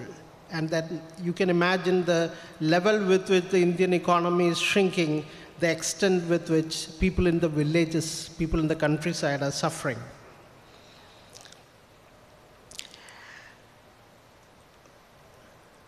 And here comes the question, it is in this context that Mahatma Gandhi becomes even an eco-warrior, that he has started expressing concerns about the environment long before it became fashionable, long before we started having green parties, long before we started having people who are experts on climate change. We all remember what he said about the overburden of consumption. So he said, the world has enough for everyone's needs, but not for everyone's greed. It's a very simple sentence in terms of the word used, but philosophically, it's deep. It is here that Mahatma Gandhi's idea, it might sound funny, but it's here that Mahatma Gandhi's idea of leading an austere life, he went to the extremes, of course, and we don't need to do it. But the lesson in austerity offers great promises to the future of mankind, especially at a time we are short of natural resources, or especially thanks to massive consumption of other goods, massive consumption of everything perhaps other than food in some parts of the world. We are forced to exploit our resources to the fullest. And what else explains the fact that in Chhattisgarh, 1.7 lakh hectares of forest land were given to Adanis in March this year. And the forests, the hills, everything has been cleared.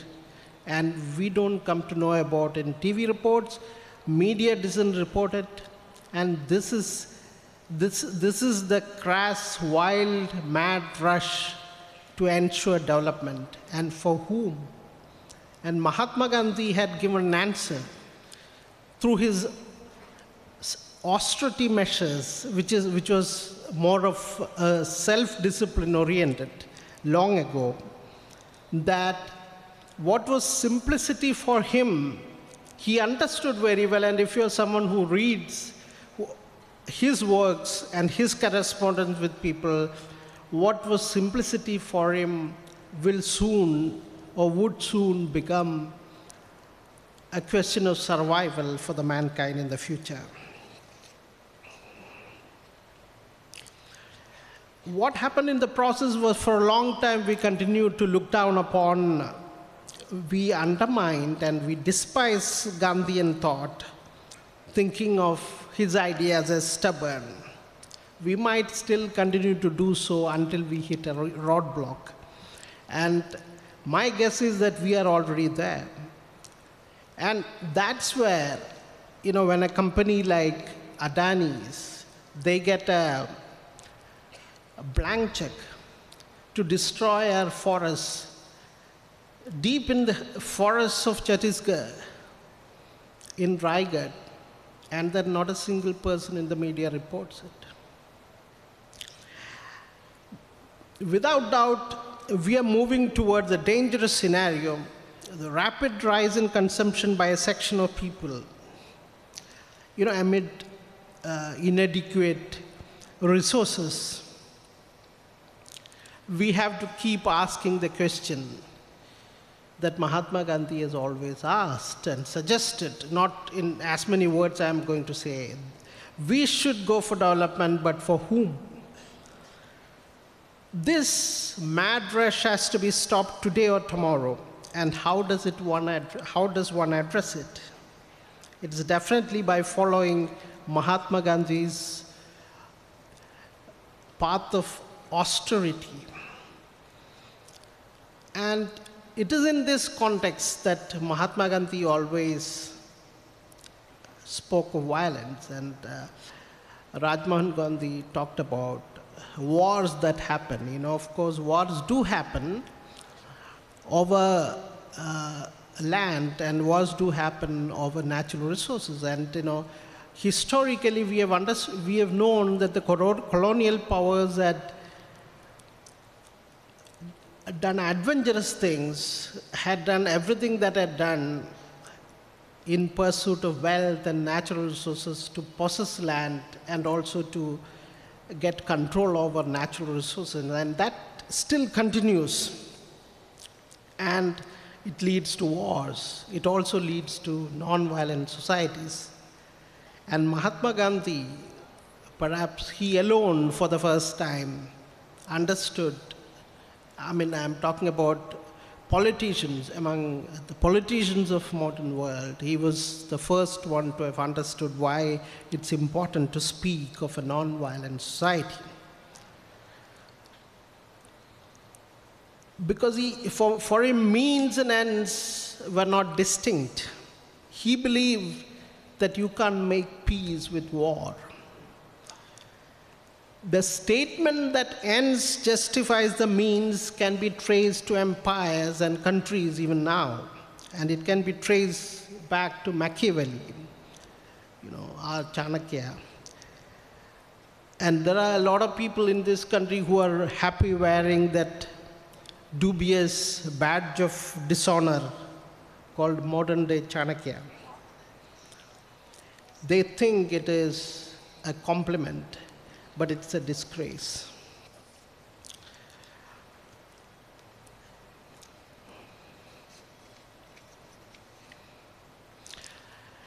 Here we are here in this August assembly, in this hall, to commemorate. This is not just an occasion in which we are holding a function to talk about Gandhi. This is also about commemoration. And we don't commemorate if we are doing an inquest. We commemorate when we recall, when we remember, when we reaffirm.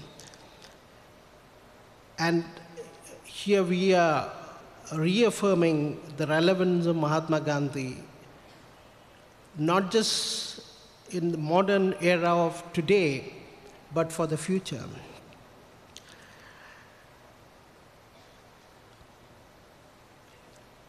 Mahatma Gandhi, as Rajmohan Gandhi said here, understood the value of dissent. And he taught us how to practice dissent. He wouldn't have approved of the violent protests in Assam and Tripura, or for that matter, what had happened in Kashmir. But he wouldn't have disapproved of civil disobedience movements, questioning even the current dispensation. that has meticulously been trampling upon people's rights and is showing signs of setting up an autocratic rule. Probably we think we are moving toward that direction. And I want to draw your attention as a journalist to something that happened in Parliament, and I was witness to it. The body language of the Home Minister of India. And we have the right to criticize, but these days, the Twitter handles, even if you like Vladimir Putin's Russia, even if you like a tweet, or even if you retweet someone else's tweet, you come under the scanner. That is the situation in some circles of journalism. And the Home Minister, unfortunately, was behaving not just as a Home Minister, he was also behaving as a speaker. He was speaking at the behest of the Speaker of the Lok Sabha on the first day of the debate on cab. I have no qualms. I should not hesitate, I guess, being someone who is a fanatic admirer of Mahatma Gandhi, to say that Amit Shah made the parliament look like an underworld don's chamber, offering no opportunity or trying to discourage any member of parliament from exercising dissent. And this is a total capitulation of all the values that Mahatma Gandhi had stood for. And for his part, Mahatma Gandhi had the ultimate faith in himself in the most trying times, and therefore we should have the ultimate faith in Gandhi's ideals in these most trying times. Now, I would finally talk about the relevance of Gandhi in terms of gender justice, because these days you find a lot of crimes committed against women. Of course, Mahatma Gandhi's various statements on women were not consistent with the ideas that we have of feminism of today, or it has to be seen from that context. But despite making a lot of controversial statements, he actually was worried about the condition of women, and he was very much interested in the uplift of women. And he was most importantly, he was interested in drafting women into politics.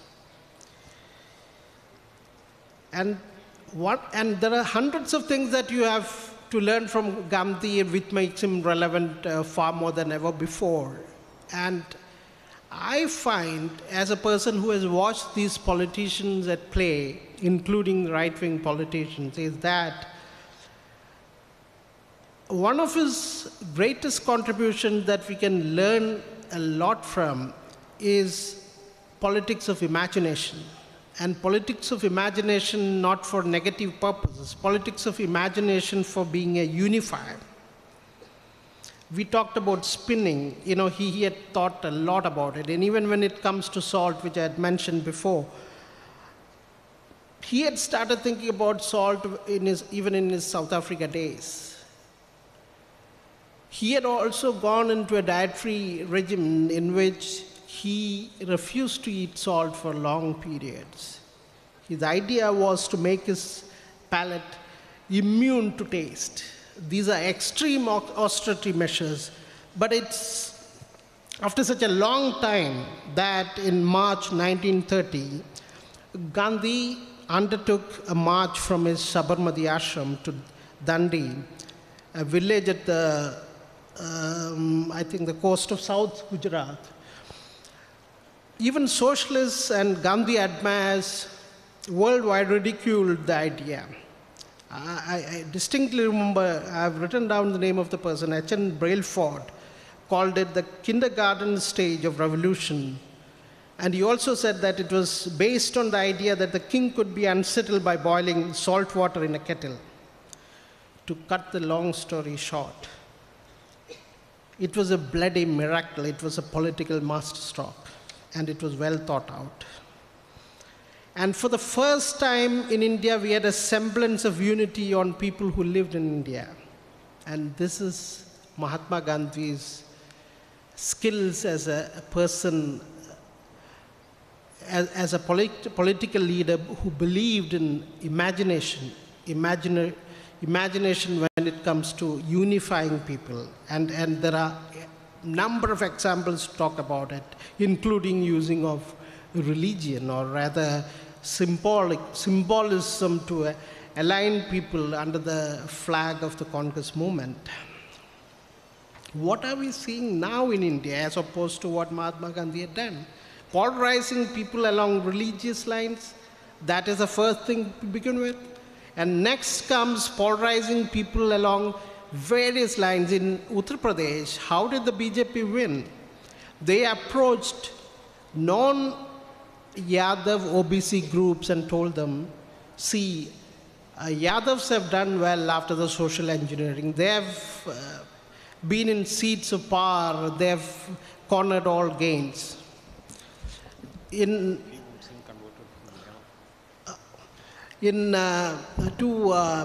Dalits who were non-Jatavs, they said, Mayavati has walked away with all gains, and what has happened? What has happened to you? Don't vote for them. These were the tactics that they used, even, and they are extending it even to persecution, and that to focusing on religion. So naturally, it's in these most trying times, just as Mahatma Gandhi had faith in himself, we should have ultimate faith in the ideals of Gandhi. And when it comes to his idea of violence, which is his idea of non-violence too, which is a very complicated subject, because it has been debated over and over again. It has been the topic of n number of dissertations. Mahatma Gandhi call of the non-cooperation movement after the Chauri Chaura incident. Mahatma Gandhi, as far as I could understand, had no problem with the state being violent. He had never been, or he was never surprised of the state being violent, because he considered the state as a torture machine. But he had a problem with people being violent. He had a problem with mobs targeting people.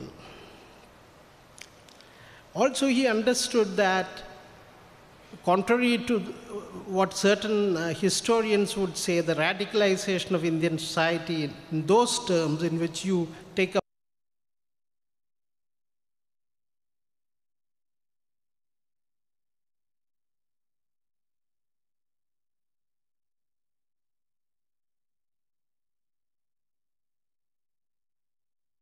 that demands India's freedom.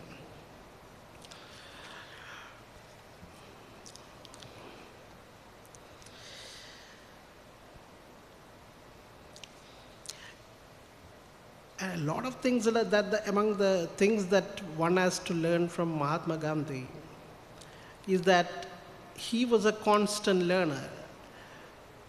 His debates with Ambedkar and his debates with a lot of people in Kerala, even his interaction with Srinarayan Guru, he learned a lot of things from that. There was something perhaps that he did not know before. He understood humiliation of the kind based on race as a citizen of the British Empire ruled by the Englishmen.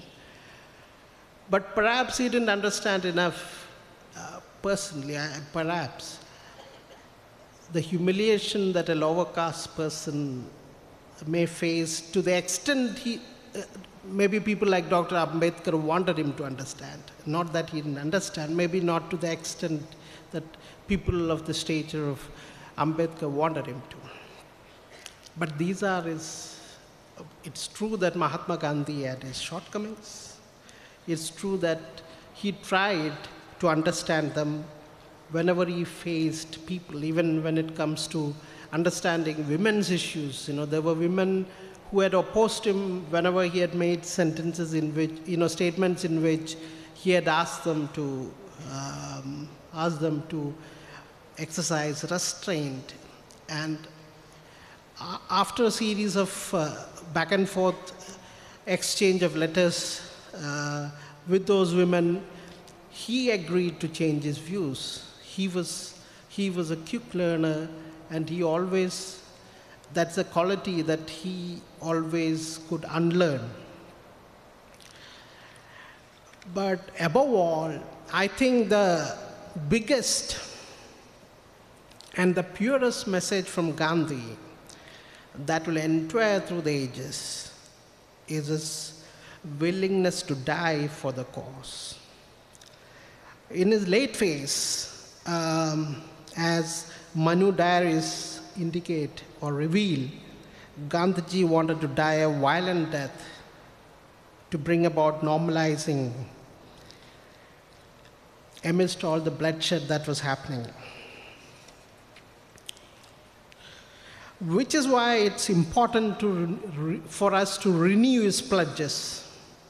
If he were alive, I'm sure he would have asked us to hit the streets and lead a non-violent civil disobedience movement against policies like CAB. I think that's a need of the hour. Thank you.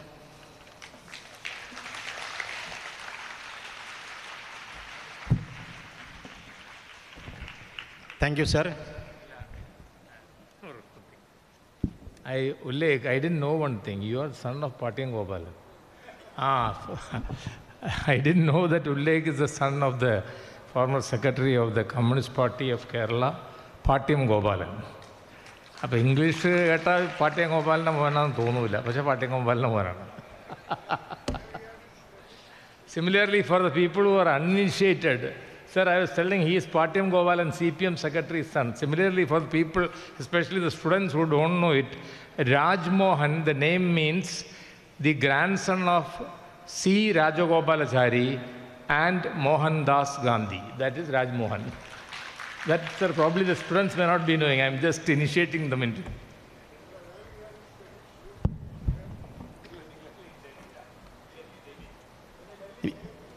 നമ്മുടെ 10-15 മിനിറ്റും കൂടെ പരിപാടിയുള്ളൂ. ഇനി അടുത്ത പരിപാടി Kodungallur MES Asmabi കോളേജിൽ സ്ഥാപിക്കുന്ന Gandhi കോർണറിലേക്ക് aluminium association നൽകുന്ന സംഭാവന 1.25 lakh രൂപ സംസ്ഥാന പ്രസിഡന്റ് ഡോക്ടർ PF അസുൽ ഗഫൂർ സാഹിബിന്, പ്രിൻസിപ്പൽ ഡോക്ടർ അജീംസ് മുഹമ്മദും alumni association president doctor KP സുമേധനും കൂടി കൈമാറുന്നു. Sir, one of our colleges, they are donating 1.25 lakhs to set up a Gandhi corner in the libraries of the other colleges to disseminate Gandhian thoughts, the latest books of Gandhi, as I told you. Please.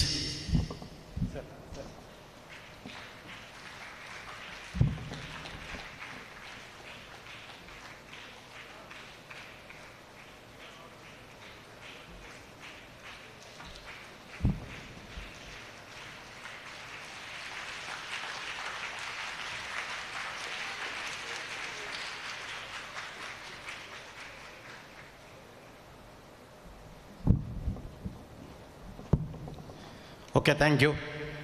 അടുത്തത് interaction സെക്ഷനാണ്. അതിൽ നിർബന്ധമായിട്ടും വിദ്യാർത്ഥികളും ടീച്ചേഴ്സും പങ്കെടുക്കുക. Relevant questions മാത്രം ചോദിക്കുക. അത് ഒരു 10-15 മിനിറ്റ് അതിന് സമയം അനുവദിച്ചിട്ടുണ്ട്. അപ്പോൾ അതുകൊണ്ട് teachers and students attention please.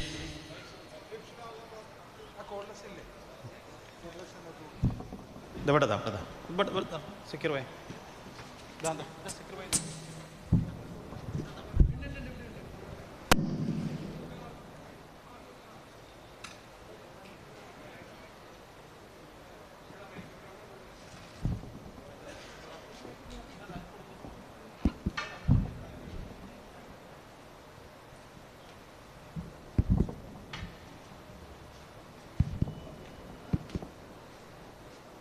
Respected Raj Mohan ji, You are a historian, you are a researcher, hailing from Gandhi family. In the present political scenario, we have strong concerns about the existence of Muslims in India.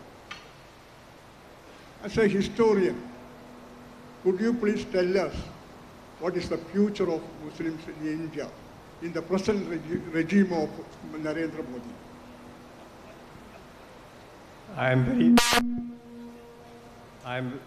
Sir, I'm very interested that you believe that a historian is an astrologer.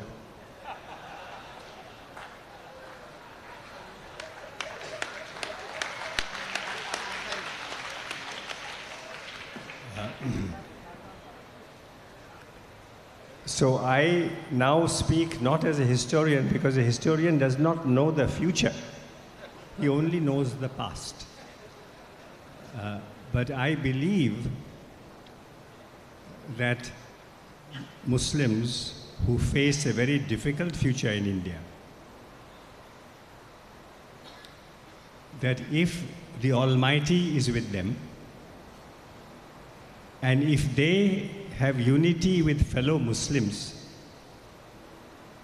and if they also develop unity with Hindus and Christians,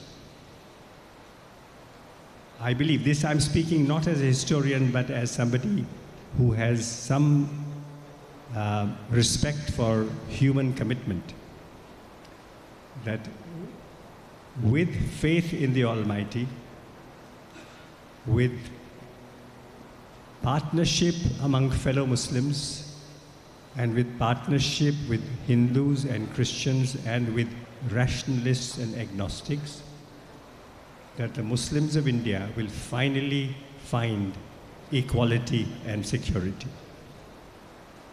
But sir, thank you for your question, but I hope that some young people will now ask questions.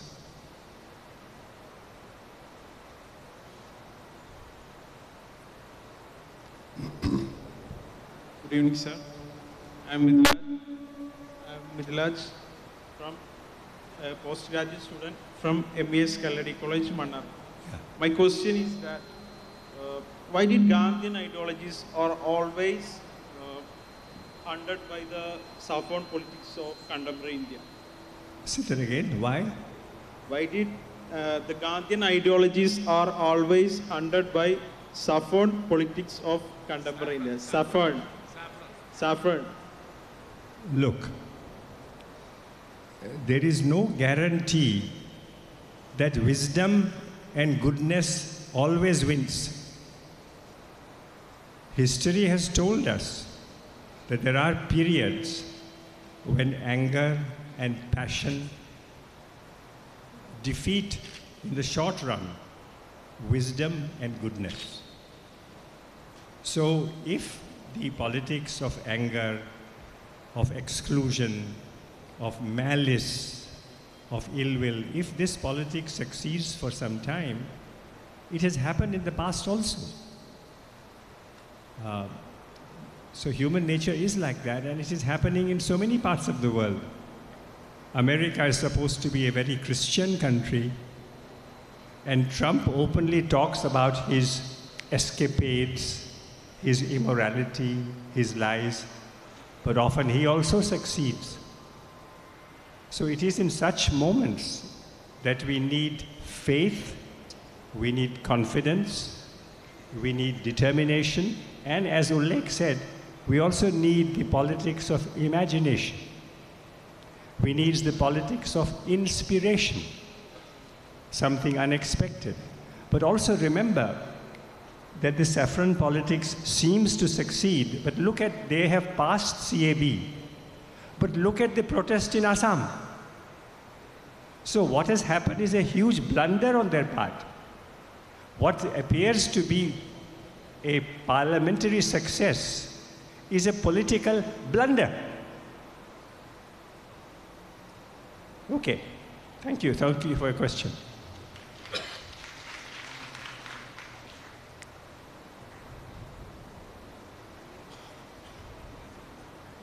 Sir, I am Asina I am PG student from MES Calicut College, Mannarkad. My question is, Gandhi imagined a nation in the name of Rama or Lord Rama. How do you evaluate the present concept Rama Rajya in current scenario? Thank you. Thank you for a very important question. Gandhi's Ram is very different from these people's Ram. Totally different. In Gandhi's case, Ram is a name for God. It's a name for Allah, for Khuda. Ram is a name for God. Ram is not a political leader. He is not a national leader. These people say Ram is a national hero. But God is a hero for humanity. So Gandhi's Ram is a name for God. These people's Ram is a political weapon. So there is no comparison. And you know that in many parts of India, when somebody dies and the body is taken for cremation, the people say, carrying the body, Ram Naam Satya Hai. Ram Naam Satya Hai. That the name of Ram is the truth. So when they say Ram Naam Satya Hai, they are referring to the Almighty, truth or the Almighty. So Gandhi's Ram and the common people's Ram is very different from the political instrument these people have created. Thank you for a good question.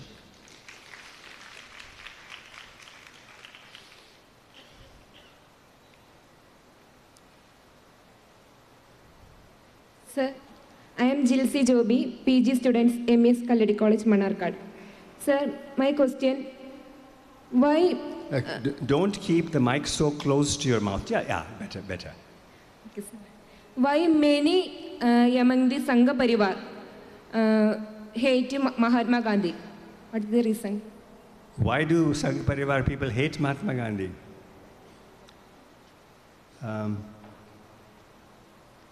Because he comes in their way, Gandhi makes them uncomfortable. Of course, Gandhi said India is for Muslims equally. Gandhi did not say India will be Hindus at the top, Muslims below. Gandhi said Muslims, Hindus, Christians, everybody will be at the top. Nobody will be first, nobody will be last.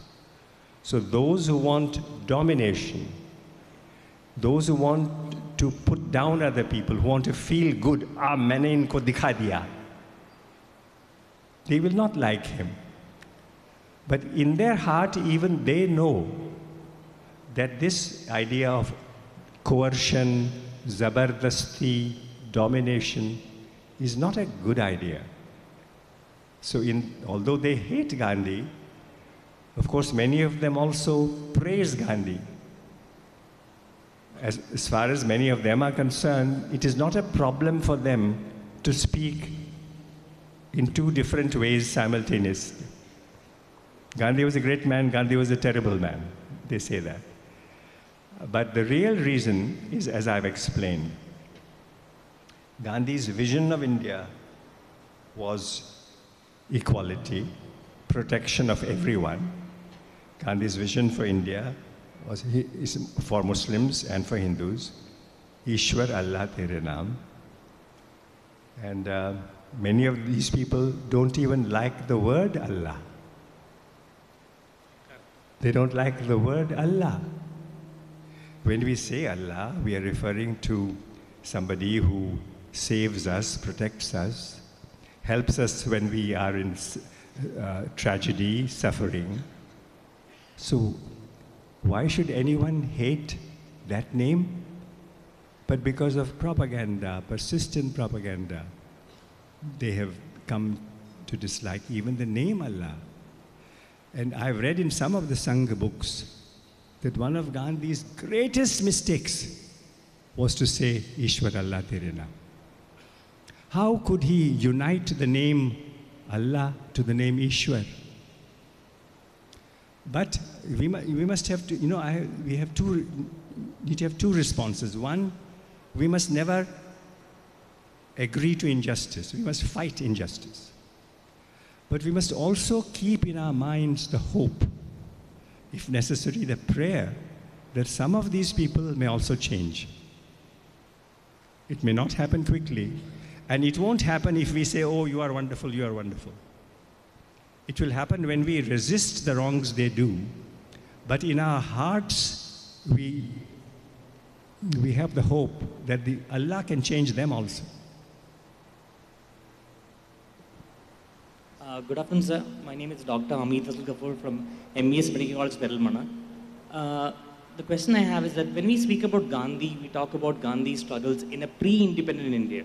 We talk about how Gandhi fought an authoritarian British regime. But my question is, Gandhi didn't live to see essentially what happened with the India that he built or the India that he dreamed. So now we are in a present situation where everything that they're doing technically, they're following it through the constitutional route. They're using the same method, the constitution, the parliament, all these methods that Gandhi himself has built to create an ideology that is against what Gandhi had dreamt about. So if Gandhi was there in today's present India, how would he have fought this system in a post-independent India with a democratically elected government which is using the machinery that Gandhi and Nehru built against their own ideology? How would he have fought this system? Thank you for a very important question, but let me answer it in this way. Sometimes we feel Gandhi should have solved every single problem of his time, and he should have solved every single problem of our time. Oh, this Gandhi could not solve all the problems of his time, and still we have so many problems. What a man. What a strange way of thinking. Gandhi was a human being. He was not God. He had his weaknesses, he had his contradictions, he had his mistakes. He was an astonishing man. But he was a human being. We should not expect Gandhi to solve the problems of his time and of our time. We should find solutions for the problems of our time. We should never ask, well, how would Gandhi have dealt with the problems today?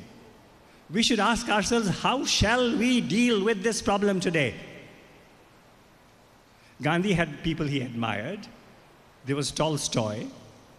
There was Gokhale. When Gandhi had a problem, he did not say, oh, how would Gokhale have dealt with it? How would Tolstoy have dealt with it? He summoned his mental, spiritual, intellectual resources to find his own solutions. So I request, I invite, I challenge the young people of Kerala to discover their own solutions for today's problems, for today's huge problems. We need not imitate Gandhi. We can be inspired by Gandhi. When I mentioned that in 1946, 47, 48, there was so much poison in the air, and still Gandhi managed to create a secular India. So we can be inspired by that. But let us not wait for Gandhi to re-emerge and offer us solutions. We are human beings. We are strong human beings. We have solidarity with one another. We have faith in the Almighty. Who can stop us?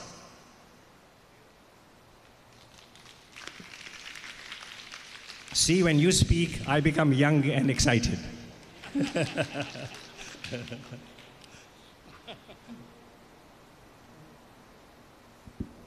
Tulhad, MES Mambad College. What is the relevance of giving to Bharata Ratna to Savarkar?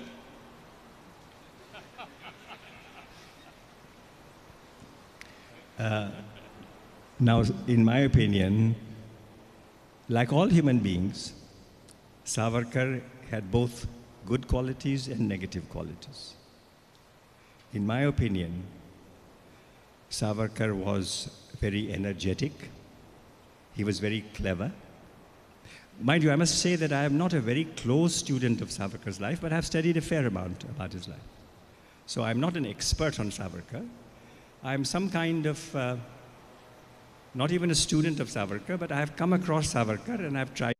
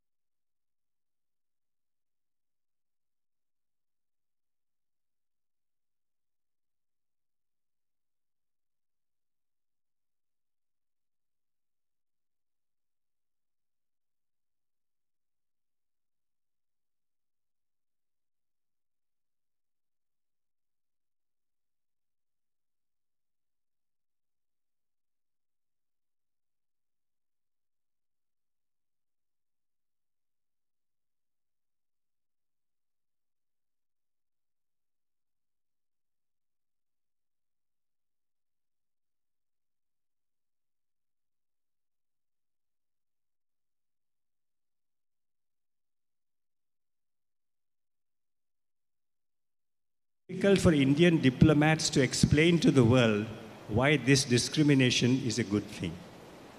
Discrimination all over the world is regarded as a very bad thing. So India has committed not only a political blunder, India has committed a diplomatic blunder. Thank you. Thank you, sir.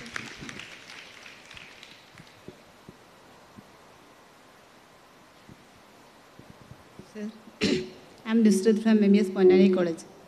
You have told us no need to fear anyone in India now. So if you keep the mic a little far, then I will hear you clearly. Yeah.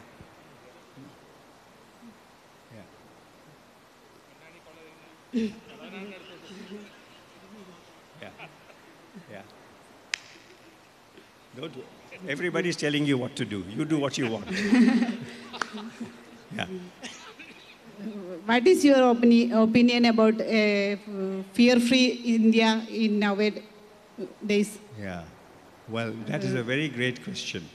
You have already told us to be a fear-free, no need to fear anyone in this India.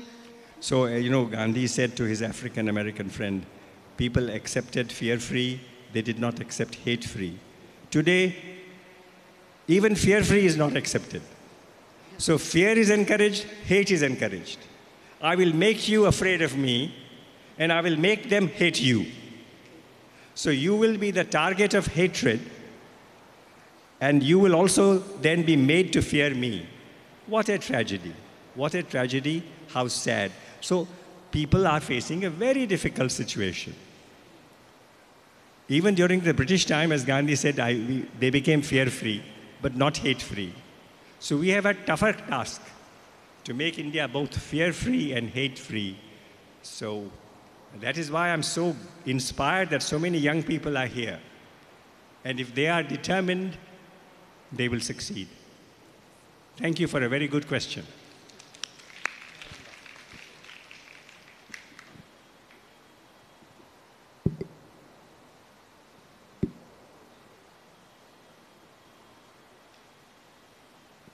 Sir, I'm Muhammad Adil, MES Mumbai. Sir, what is the importance of Gandhi's principles of non-violence in present-day political scenario in India? Thank you. Yeah. So,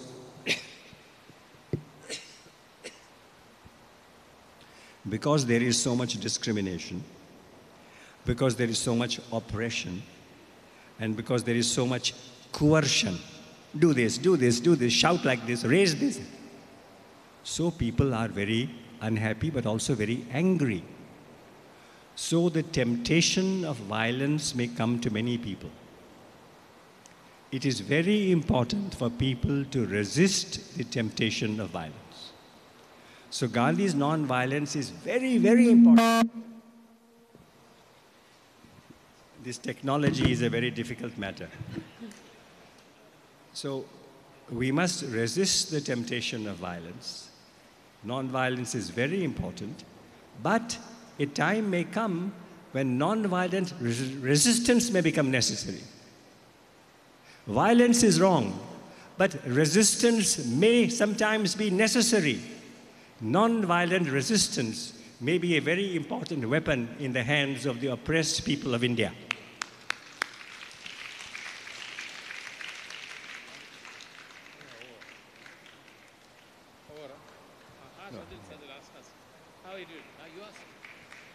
Sir, good evening, sir. Good evening.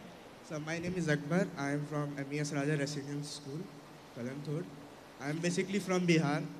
Wow, sir, you told, sir, that Gandhiji was not selected as a president or prime minister of India, or rather he was not interested in that position also. Yeah. But if he would selected on that position, what would be the future of India? You say president or prime minister? President or prime minister, any post if he would be. So, if Gandhi had become president or prime minister, I would not have been invited today. And yes, and all of us, Gandhi's descendants, have had the privilege to live our life independently of power, independently of wealth, as ordinary citizens. It is the greatest blessing Gandhi has given to his descendants. Last question. Sir, we have more than 1 lakh students with us. The 1 lakh students. MES fraternity I'm talking about. Gandhism is a very simple subject, but to put in practice, it is very difficult. Because it's a very simple but effective one. But in today's era, to put to practice almost all the Gandhian thoughts, it's very difficult. So a person who knows very relevance of Gandhi, what will be the 3 important subjects which we the MES people would like to take to our future students in school levels and college level? Put into practice, sir. Today's era, put into practice. Okay, so I will give you my simple views. And again, let me repeat, what I'm saying is important not because Gandhi said it. Even if he had not said it, it's important. Your question should be not what out of Gandhi's ideas, which ones are more important. Question should be, what are the important ideas today? It could be anybody's ideas. So the most important idea for India today is, we must listen to each other. You know, there are so many people in India who are opposed to the right-wing steamroller or bulldozer. But these many people of different parties, different religions, different castes, different states, are they united? Do they listen to each other? Do they even know what the other people are going through? My study of history and my travels through India has taught me that we have opinions about other people but no knowledge. Hindus are like this, Muslims are like this, Banyas are like this, Brahmins are like this, OBCs are like this, Nayars are like this, Irvas are like this, Tiyas are like this, Nambutiris are like this. But we don't know them. We don't know them because we don't listen to them. We Indians are great talkers. So we must listen to each other. Next point, we must listen to our conscience, our zamir, the truth in our heart. If we listen to fellow Indian, if we listen to our brothers, sisters, wives, husbands, children, parents, neighbors, if we listen to one another and if we listen to our conscience, we will be on the path to progress.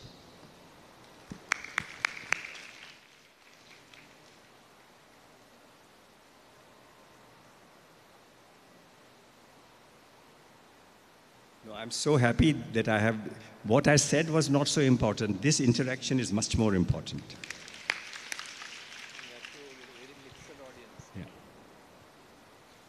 Sir, I'm Apsara from MES Mumbai College. So my question is, Gandhi and Ambedkar fought for the weak and downtrodden people, and why they were in difference of opinion in second roundtable conference? Thank you for a very important question. So one reason why they had differences was both were human beings. And human beings sometimes have differences of opinion. You look at the same set of problems and you have different approaches. And then afterwards also they had differences. But they also had occasions when they were together. Do you know, most people don't know this, but it is established, and I have also written about this, during the famous and controversial Pune Pact, which Ambedkar signed. At that time, Ambedkar said, I had no idea that Gandhi and I think alike. He also said, afterwards, when he attacked Gandhi and Congress, you know, there is this book called What Gandhi and Congress Have Done to the Untouchables. In that book, if you read it carefully, Ambedkar says in more than one place that the Pune Pact was a victory for the untouchables. He says the Pune Pact was a victory for the untouchables. You know, there is this propaganda that Gandhi coerced Ambedkar. Ambedkar did not say that. Ambedkar said, I challenge anyone to prove me wrong. In his book, Ambedkar has said, the Pune Pact was a victory for the untouchables. One point. Second point, after partition, when Gandhi and Nehru and Patel invited Ambedkar to chair the drafting committee of the Constitution, through which Ambedkar became the architect of the Constitution. What an amazing story that is. That in this land where centuries of upper caste oppression, a person from the Dalit caste is asked to make the laws for all of India? Can you think of a greater story than that? And Gandhi, Nehru and Patel requested Ambedkar, and Ambedkar agreed. So which is more important, that Gandhi and Ambedkar disagreed in London, or that Ambedkar created with Gandhi, Nehru's, Patel's blessings the Constitution of India? You decide which is more important.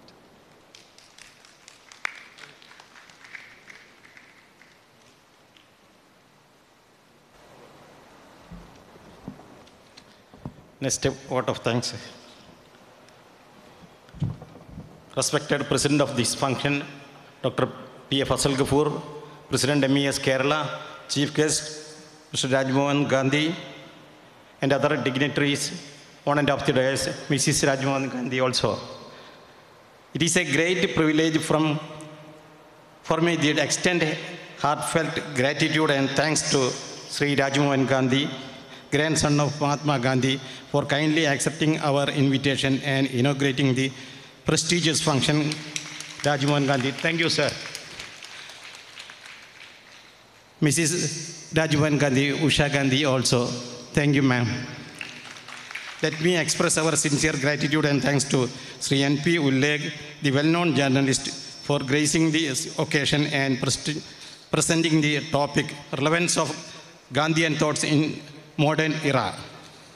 Finally, let me express our hearty thanks to all the dignitaries, MES office bearers, principals, staff and students, and press and media, and all those who are present here to make the function a grand success. Thank you. Thank you all.